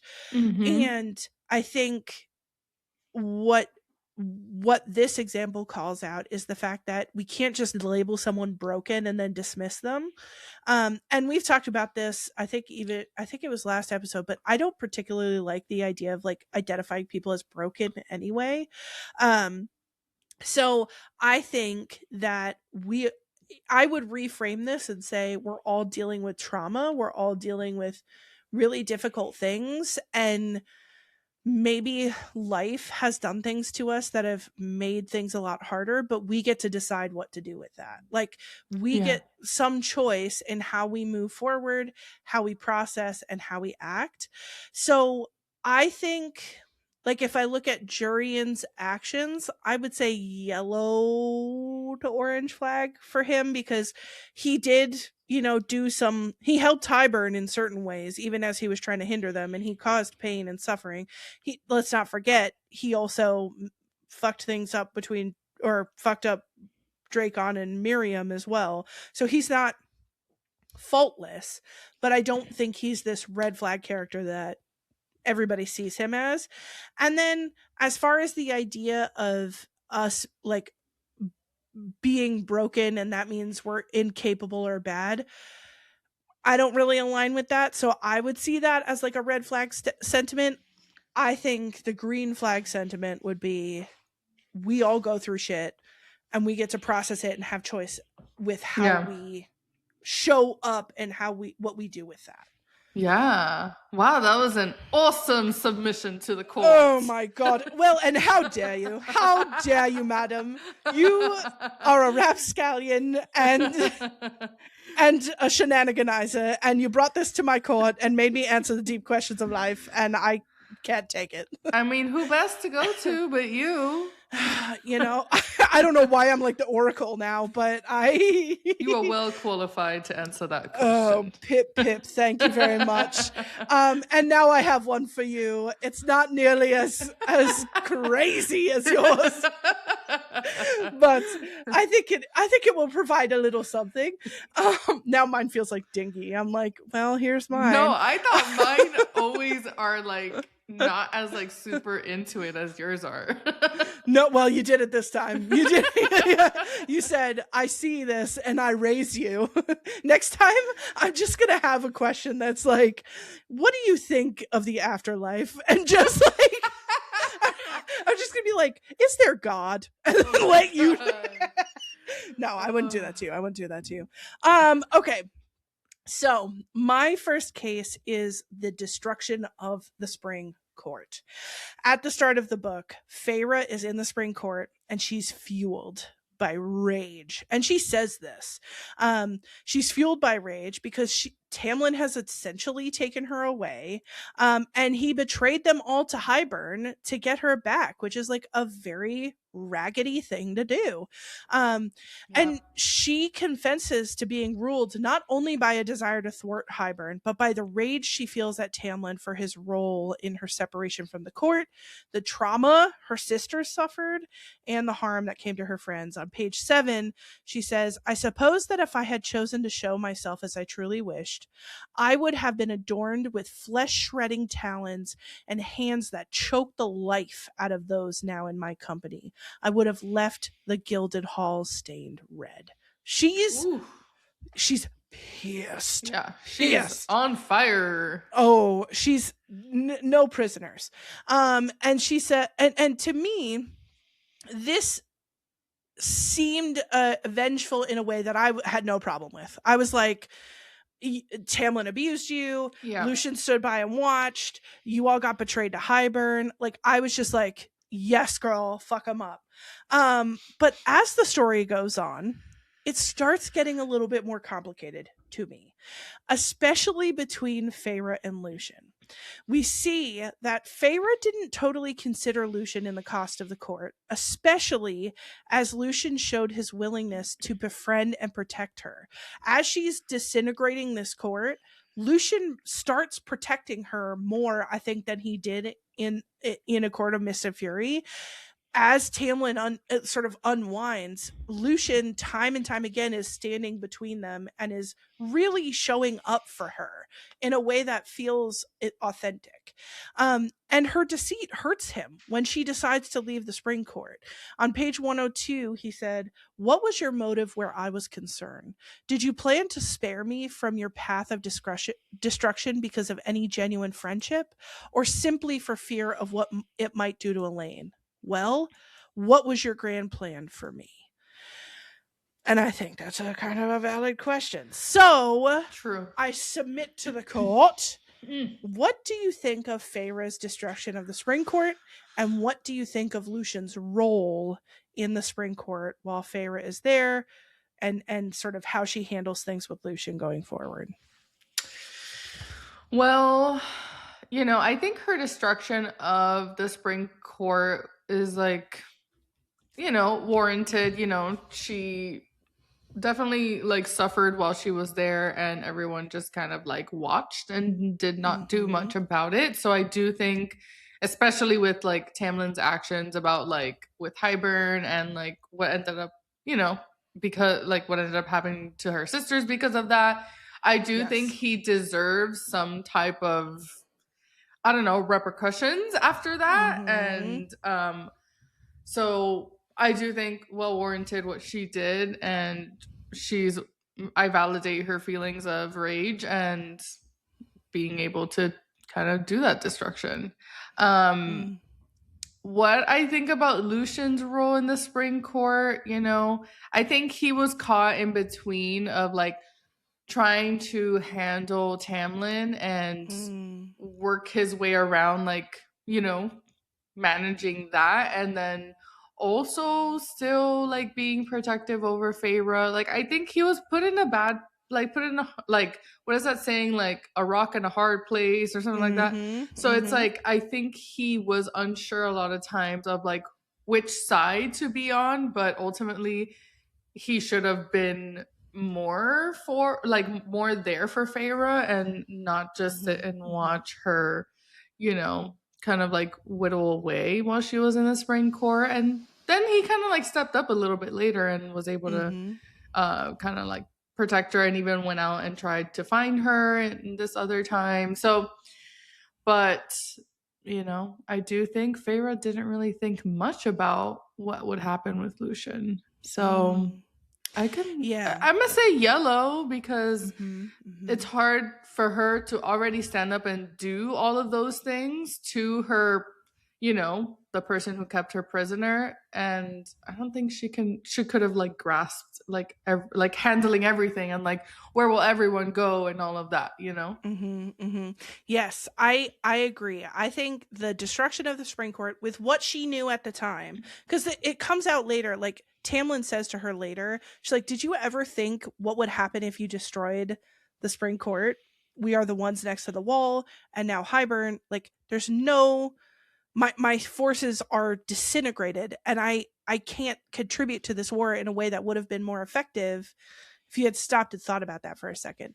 And I think that's a hindsight thing. Like, at the time when she was doing this, the Spring Court was working with Hybern, like actually working with Hybern, and letting them go to the wall and check it out, and working with the twins, the creepy twins, and whatever. So I think, as far as what the context that she had, green flag. Lucien, I also agree, yellow flag for Lucien's behavior and like kind of half protectiveness of her during that time. I think it's also a little bit of a yellow flag in moments for me around Feyre's treatment of Lucian. Now she does save him from Ianthe, which I think is baller. Like Ianthe is essentially assaulting him, and Yeah. Feyre stops that, and that's the reason that Lucian goes with her. But she initially was just going to leave him there, and it's like there has been some real altruism on Lucian's part to like protect you and try to be your friend, and he thinks of her as her friend. So I think there was some yellowish going on there between them. Yes. So we conclude yellow flag for this one. Yes, indubitably. Now, my second case, which I was like, trying to find, because I was like, okay, I got a good first one. And you really hit it. You really hit him with the first one. I hit him hard with the first one. I was thinking about life and such. And then this one, I was like, well, it does make sense. So in page 634, Papa comes and saves the day. Oh, Papa. Thank you, Papa. Papa comes and saves the day. I don't recall who is the one saying this, but they say he calls himself the Prince of Merchants. Apparently, he discovered the human queens were traitors months ago and has been gathering an independent human army to face Hybern ever since. He managed to find Queen Vasa, and together they rallied this army.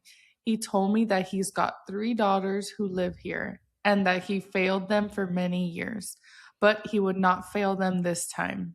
He named his 3 personal ships after them, the Feyre, the Elaine, and leading the charge against Hybern, in caps, flying over the waves, unyielding, also in caps, just putting that there, and without an ounce of fear, the Nesta.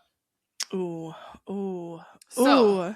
at first I was like, what's going on with Papa? He was like so he was so different in the first book, and this man just comes out of nowhere and was doing all this stuff. I was genuinely very confused. I was like, yeah, very confused. I'm like, how do you go by and like not do anything for your family, not even go hunting or anything like that to keep your family alive, yet you come and do this? I confused. What do we think of Papa's redemption arc compared to him in ACOTAR not doing anything to help his family, and then he shows up, was making this army? I'm like, how did he know all this information?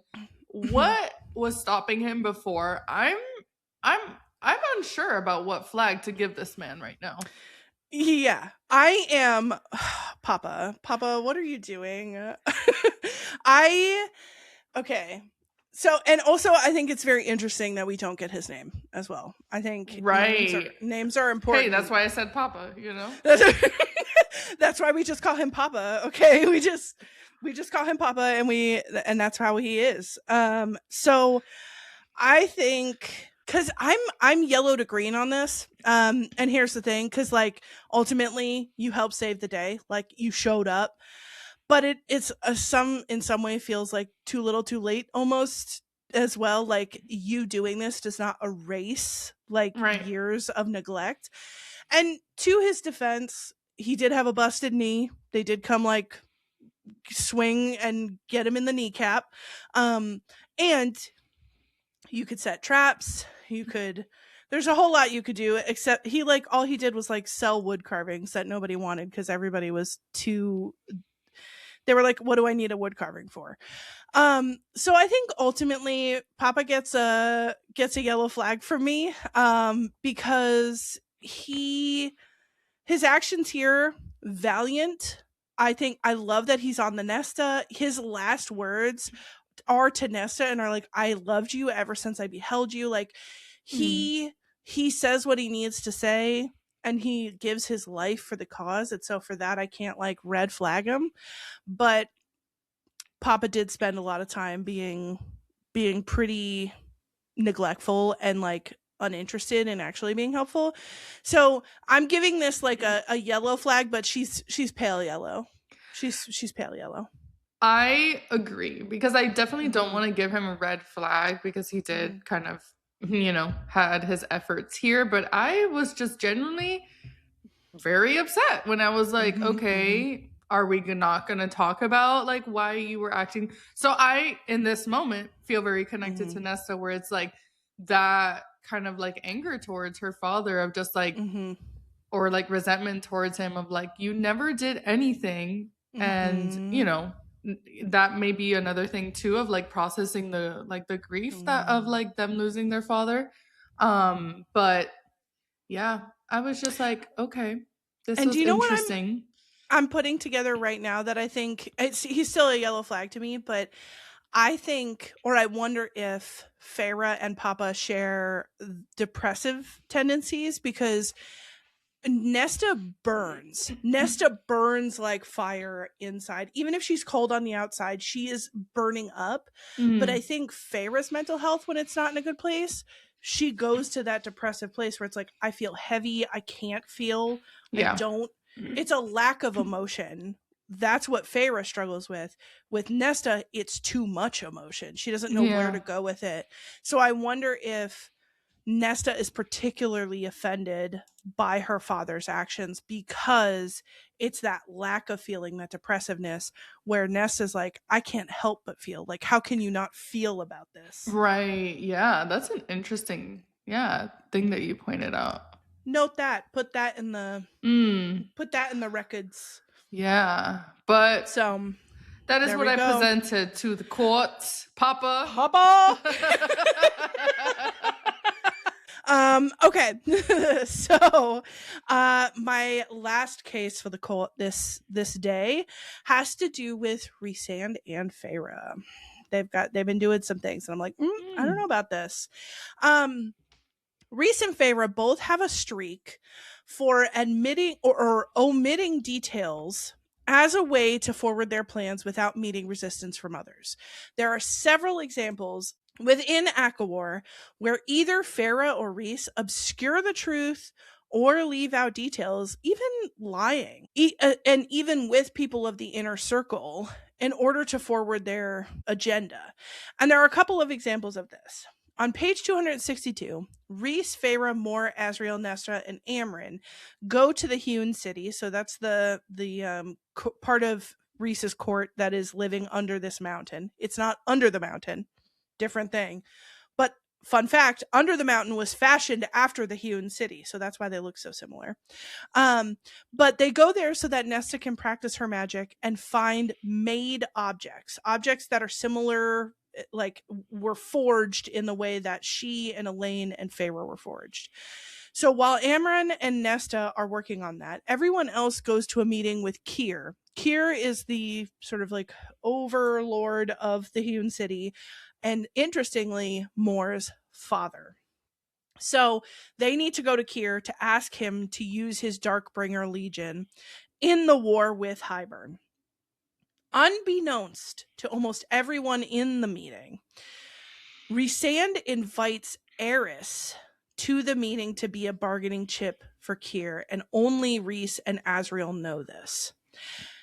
Fun little, not fun, I say fun with a lot of sarcasm, terrible backstory with Eris. Eris was to marry Moore many centuries ago, and she was to be given, like, the whole idea was she's this virginal bride that's to be given to the son of the Autumn Court. Moore has sex with Cassian so that she sort of devalues herself in this marriage, and her family, in retaliation, attacks her and nails a paper to her abdomen and dumps her on the Autumn Court border, saying she's your problem now. Eris leaves her there, finds her and leaves her there. And this whole thing is very traumatic to her. So when Eris comes in, it's deeply traumatic to Moore, because Eris abandoned her at the border of the Autumn Court, and Kier and the rest of her family were the ones to attack her. And on top of having Eris there to say, okay, Eris, Kier, if you bring us your Darkbringer Legion, Eris will like do negotiations with you in the future.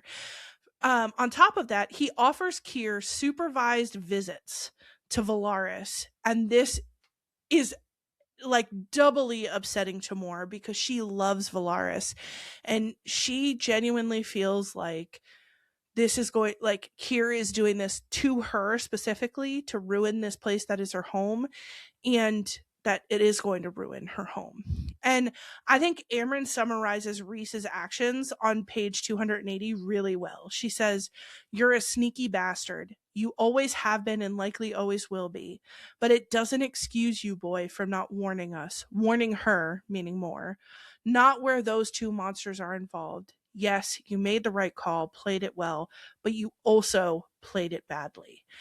And then it says something like shame dimmed his eyes. And then he says, "I'm sorry."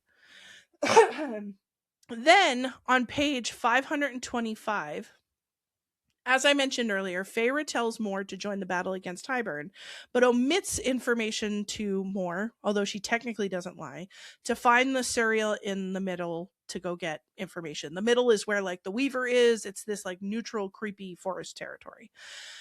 When Feyre returns, this upsets Moore a lot and is concerning to Rhys on some level. And Moore says, "I know everything you're about to say, every excuse for why I couldn't go with you, but none of it excuses you for lying to me. If you had explained, I would have let you go. If you trusted me, I would have let you go.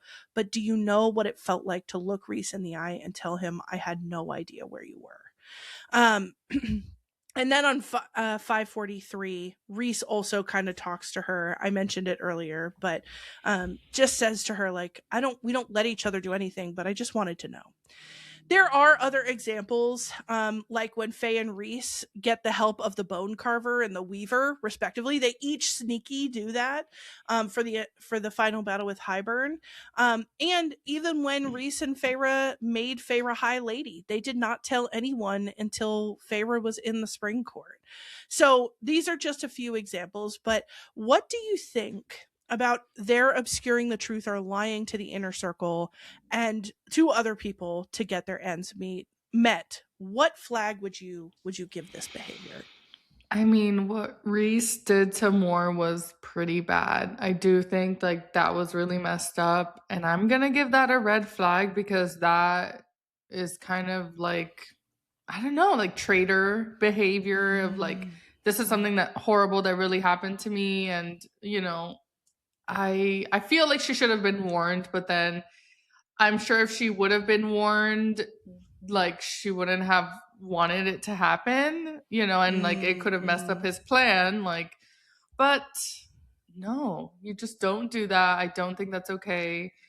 And it's like, again, like the sneaking and the lying is never something that's helping any situation. So even the one with Feyre and Moore, poor Moore, like she's kind of like getting lied to all the time.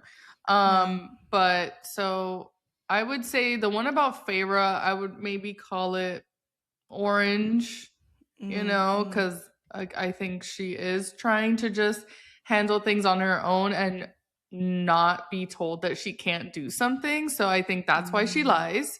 But it is kind of like immature, you know. She's still figuring that out. I'll give Reese a red flag and I give Feyre an orange flag. And that is kind of what I will say about this. Yes. I am, I think, almost entirely in agreement. I kind of want to give them both orange.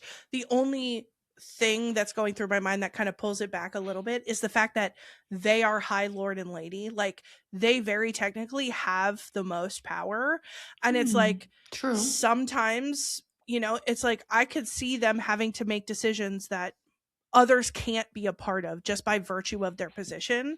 That's true. And they both still get orange because it you know, it feels like, as Moore said, a lack of trust. It's, you don't trust me to be able to handle it, to make a decision, to talk to you about it. Like, and I think there's a self-sacrificing twinge to all of this. Like, they don't tell people plans sometimes because they're like, well, and even Reese through all of Akawar, I almost wanted to analyze Reese because all through Akawar, he kind of is hinting like, I will sacrifice myself and give everything I am. Yeah. And Feyre knows it. And they do this because they're like, I don't want anyone else to be hurt. But it's like, you can't use that to then decide that nobody gets to have the information. Now they don't have full consent to whatever it is that's going to happen next because they don't have all the information. You need to trust that other people can handle situations just like you handle situations. So I also apply a couple of orange flags and I say to Reese and Feyre, y'all need to stop with this. I have to be the one to self-sacrifice shenanigans. And if your inner circle is as trusted as you say it is, then you need to start trusting people in your inner circle to be able to handle things and to do things with you and not trail behind you trying to catch up with whatever your scheme is. Yeah, and I like that you pointed out like the High Lord, High Lady kind of like duties and like their realm of being able to just do something without like having to tell other people. But if they're your inner circle, they should be circled in what you're doing. So the inner circle is what they're called. So that's where it's like, you guys should just communicate about that. So I would agree. Maybe I'll change my red to orange. I think they both deserve an orange in this situation. Yeah, just don't lie to your friends. Don't lie to your friends, man. Just be truthful. Let them, they can handle it, man. Exactly. So that is, and Papa did say, that is the red flag quote. That's a quote from Magor. Oh my gosh. Another thing before we move on, which is so interesting. Sarah J Maas has, she, like, if you were to think back to Throne of Glass, similar dynamic to certain things. And I know exactly. I had the same. I know the thought you're having. Yes. I had the thought. We are mind melding right now. Yeah. If you know, like, you know. Interesting. I will say overall, and this is a thing we'll have to, like, once we've done all the books, we'll have to like have a wrap up episode where we just talk all things, like all of it. There are some tropes within Sarah J Maas books that I see time and time again. And I'm like, I wonder what this is doing for you. Like, I wonder why this story feels relevant. Yeah. This arc, this trope, this thing. So, and we can't. Yeah, but we might do like one of those, like a tell-all episode of like all spoiler. Girl, and, like, get ready. Yeah. Things that we connect throughout the whole Sarah J Maas verse. The Maas verse, yes. I think that would be really interesting. Yeah. So I do that as well. We're seeing it. So now it is time to come on in, sit on down. And sit on down, girl. We are coming to the counselor's couch. So we love the escapism of reading about dragons, 8-foot-tall wolf shifter MMCs as much as the next person. But what about when everyday life just gets in the way? Come on, sit in the counselor's couch. We're going to talk about a few things and we'll give you some insights about how these books can help you navigate the day-to-day and what we noticed, that was important. So I would love for you to go first because I think mine is going to be a hard hitter. Oh, girl, how dare you? How dare you? How dare you? I haven't even looked at yours. I'm scared. Okay, I'll go first. Damn it. You're going to ask me more like, what is the meaning of life questions? Yeah. Excellent. Great. Okay. So I have highlighted a couple of times in our conversation today that convo that happens between Mort and Feyre after they kind of like Feyre lies, they make up, all of that. And so I wanted to expand on that because we've had some context through the conversation and identify a moment on page 588 where Mort comes out to Feyre. Feyre inquires about the dynamics between her and Azriel, which are very fraught. He clearly loves Mort and has for a long time, but Mort doesn't feel the same way. Even though she loves him as a friend, Mort says, I can't love him like that because I prefer females. I do find pleasure in them, meaning males, in both, but I've known since I was little more than a child that I prefer females, that I'm attracted to them more over males, that I connect with them, care for them more on that soul deep level. And one, queer representation. We love to see it. Shout Yeah. out Sarah J Maas.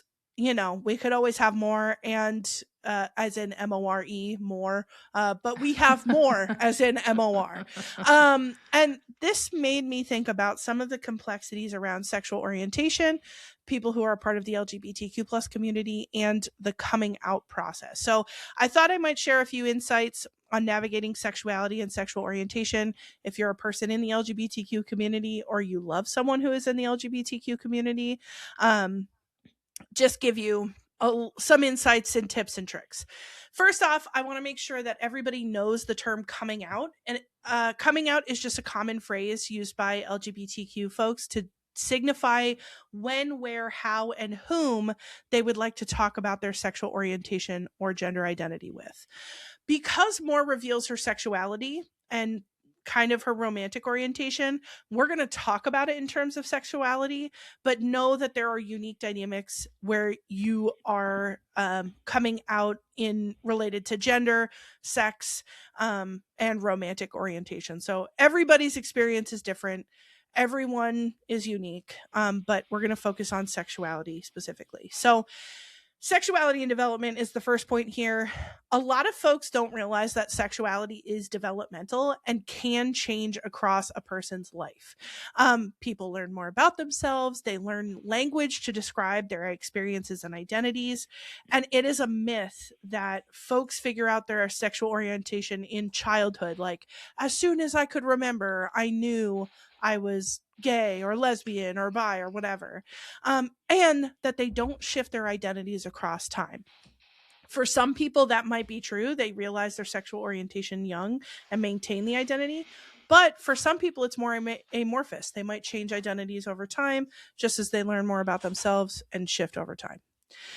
Because of this, it is important to recognize that coming out is a process. This is why it's really important to be supportive of folks in that process and recognize that someone may come out at multiple times in their lifetime.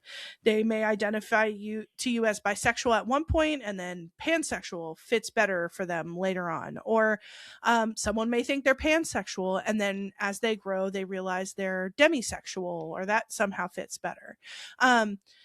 Someone may also decide I am demisexual and pansexual. So it really is a nuanced thing. And because of that, people may need to come out to different people at different times with different contexts. And remember, just because someone came out to you doesn't mean that someone has come out to everyone. And you do not have to be quote unquote out for your identity to be real and valid. There are lots of folks who decide for their own well-being and safety not to come out, and that a person's identity is not contingent on whether they've come out or not. So that leads us to allyship in coming out. If you're a person who loves someone in the LGBTQ community, or you just want to be a person who's ready to like hear coming out stories from whoever might approach you, recognize that if someone comes out to you, there can be a lot of emotion and trust and safety concerns that the person is contending with. Coming out is so many different things. There's no right way to come out, but there are a few basic things that allies can do to support someone who comes out. First and foremost, believe them. It is not up to you to decide if someone's experience and identity are valid. Like, it's not you're not like, oh, I'm doing the mental calculation, I decide you're gay. It's like, that's not up for you to decide. They have decided they are gay, and you need to believe them. Second, it can be really helpful for just thanking the person for telling you, just being like, hey, thank you so much for telling me, and being supportive, a supportive presence in whatever way best fits the relationship you have with the person, and let them know that that they have your support. And then third, make sure that you reassure folks that you won't out them to others if they want it kept private. and then don't out them to others.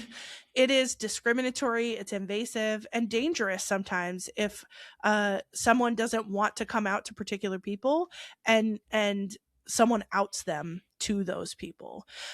Everyone should have the ability to come out in a way that fits for them. And you may feel that it's important, and it is in a lot of circumstances, to ask how they want to communicate about their identity in front of other people. Should we talk about it openly? Are there others who are sort of in the know? Are there people that are safe to be out around? And ultimately, it's about using your discretion, and whether you're, like making sure that the questions you ask stand to benefit the person who's coming out to you. And what I love is that Feyre shows us a bit of allyship that's like in alignment with good allyship. Feyre on page 592 says, "You'll tell them when you're ready," meaning the inner circle. And she says, "I'll stand by you no matter what. Until then, your secret is safe. I won't tell anyone, even Reese. Thank you for telling me, and I'm honored."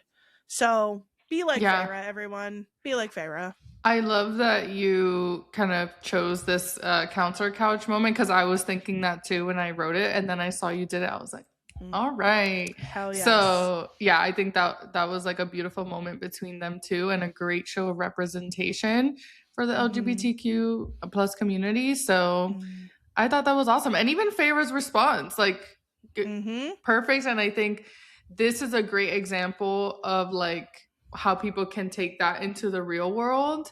So I think Sarah J Maas did that really well. Yeah. And I think too, she doesn't I think people feel like when someone comes out, they have to like give a diatribe about how they'll be there and da da da. It's like Feyre does something really cool, which is like not center herself. She doesn't make it about her. She's just is like, "Thank you so much. I'm not going to tell anybody. Like, you tell people when you're ready, and I will stand beside you." And like, chef's kiss, like, just do that. And I think, the world will be a kinder, more loving place. Yeah. So that was an amazing trip to your office.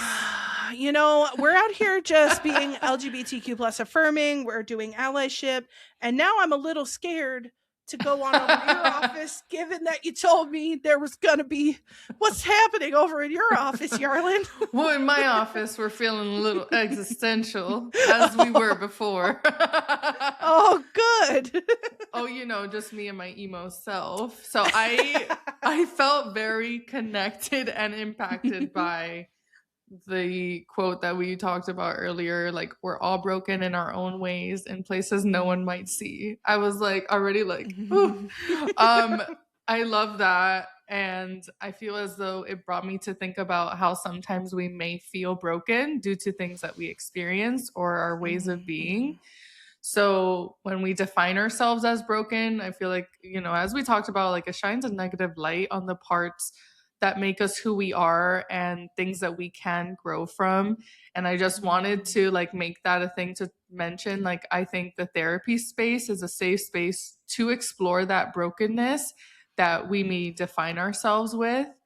And I just got a little existential with it. I was like, it got me insightful on myself. And I was, in my note here, I put Q, "I'm Not Okay" by My Chemical Romance.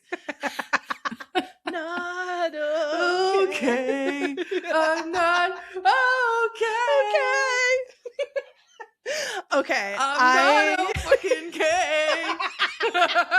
There's no pressure to be okay. There's no pressure to be okay. Because I think in society, that's the thing, right? Like, someone's like, if someone says like, "I feel so broken," they're like, "Oh, no, you're not. Don't say it." Like, it's like, the immediate fixing. Let me fix it. What do you need? Like, let's go. Like, sometimes someone just needs to be like in the depth of their despair for a hot second and to just feel it. Like, your emotions want to be felt. And so let yourself feel it. It's welcome. Sure, we'll get to the coping skills. Like, we will, I promise. But like, sometimes it's just about letting a feeling happen. And so I like that you bring this up, because it's the okay with not being okay. Yeah, and very relative to like everyday life stuff and different types of people. So I thought that was a good way to end it, and it stuck with me. This counselor couch has been sponsored by My Chemical Romance. Oh, I wish. That would be amazing. No, they're not a sponsor. They're not a sponsor. But if you're listening, hey, what's up? So that is our counselor's couch. Thank you for coming in today. Thanks for coming in. Thanks for stopping by, saying hello. We're here for you as always. And now it is time to ask ourselves, what is up in the realm? Yarlin, what are you reading? What do you got going on? Well, I've been reading Half City by Kate Golden. It is dark academy-ish like vibe about like a demon hunter, and I am in it. I think you'd love it. Okay. So that's been an awesome read. I'm like kind of almost halfway into that. And then up next, A Court of Frost and Starlight. I think that would be a nice little quickie. And that's kind of what's up in my realm. What about yours? Okay, so the saga of Warrior Princess Assassin has unfolded over like a month, because if you remember, my Spotify hours ran out and I'm not using an Audible credit. Like I backed myself into a corner and I was like, I'm waiting for these hours to come back. And then I was like, when are these hours coming back? And my friend so kindly was like, I just finished it. Do you want to borrow? And I literally had like 40 pages left. Like it was like a tiny amount left. So I finished Warrior Princess Assassin. Okay. It was all right. All right. There was something that I wanted to make sure that happened, and it did. And so I was vindicated by that. But a lot of monotonous internal dialogue. When they tell you what happened already over and over again. They're like, I stared across the room at him and he was angry, probably because of the conversation we had earlier. And it's like, yes, I know. I was there for the conversation. You don't need to tell me again where you've been, where you're going. I know, babe. So I got a little testy on that. But we finished and we're fine. And now I'm in the middle of A Dowry of Blood by S.T. Gibson. That was a good one for me. I liked it. Oh, it is. It's very dark vampires and feminine rage. And yes.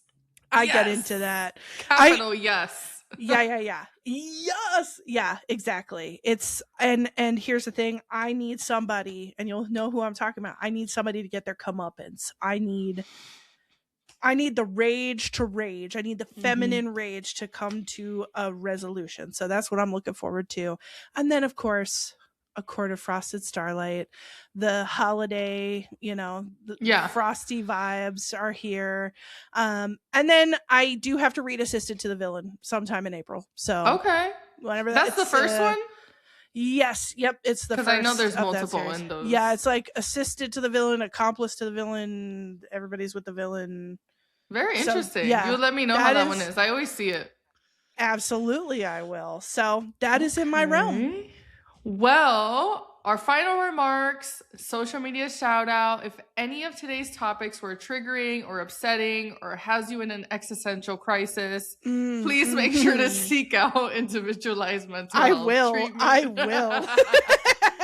And remember that this podcast is for fun, based on our opinions and experiences, and should not be used for diagnosing, assessing, or treating mental health conditions.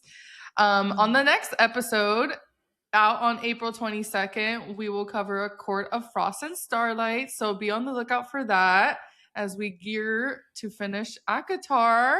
That's going to be amazing. If you'd like to support us or interact with us, make sure to subscribe and rate the podcast on Apple, Spotify, and YouTube. Follow us on Instagram at FayeandFablesPod. You can email us at fayandfablespod@gmail.com. And we do have merch, like we mentioned earlier. So go to our link tree on Instagram to find our Etsy page and rep us, Thank you. Let people know these people are awesome. So they say things like Papa, and they sing My Chemical Romance. Only the best podcast does. So Thank you for listening, and we'll see you soon. Bye. Bye.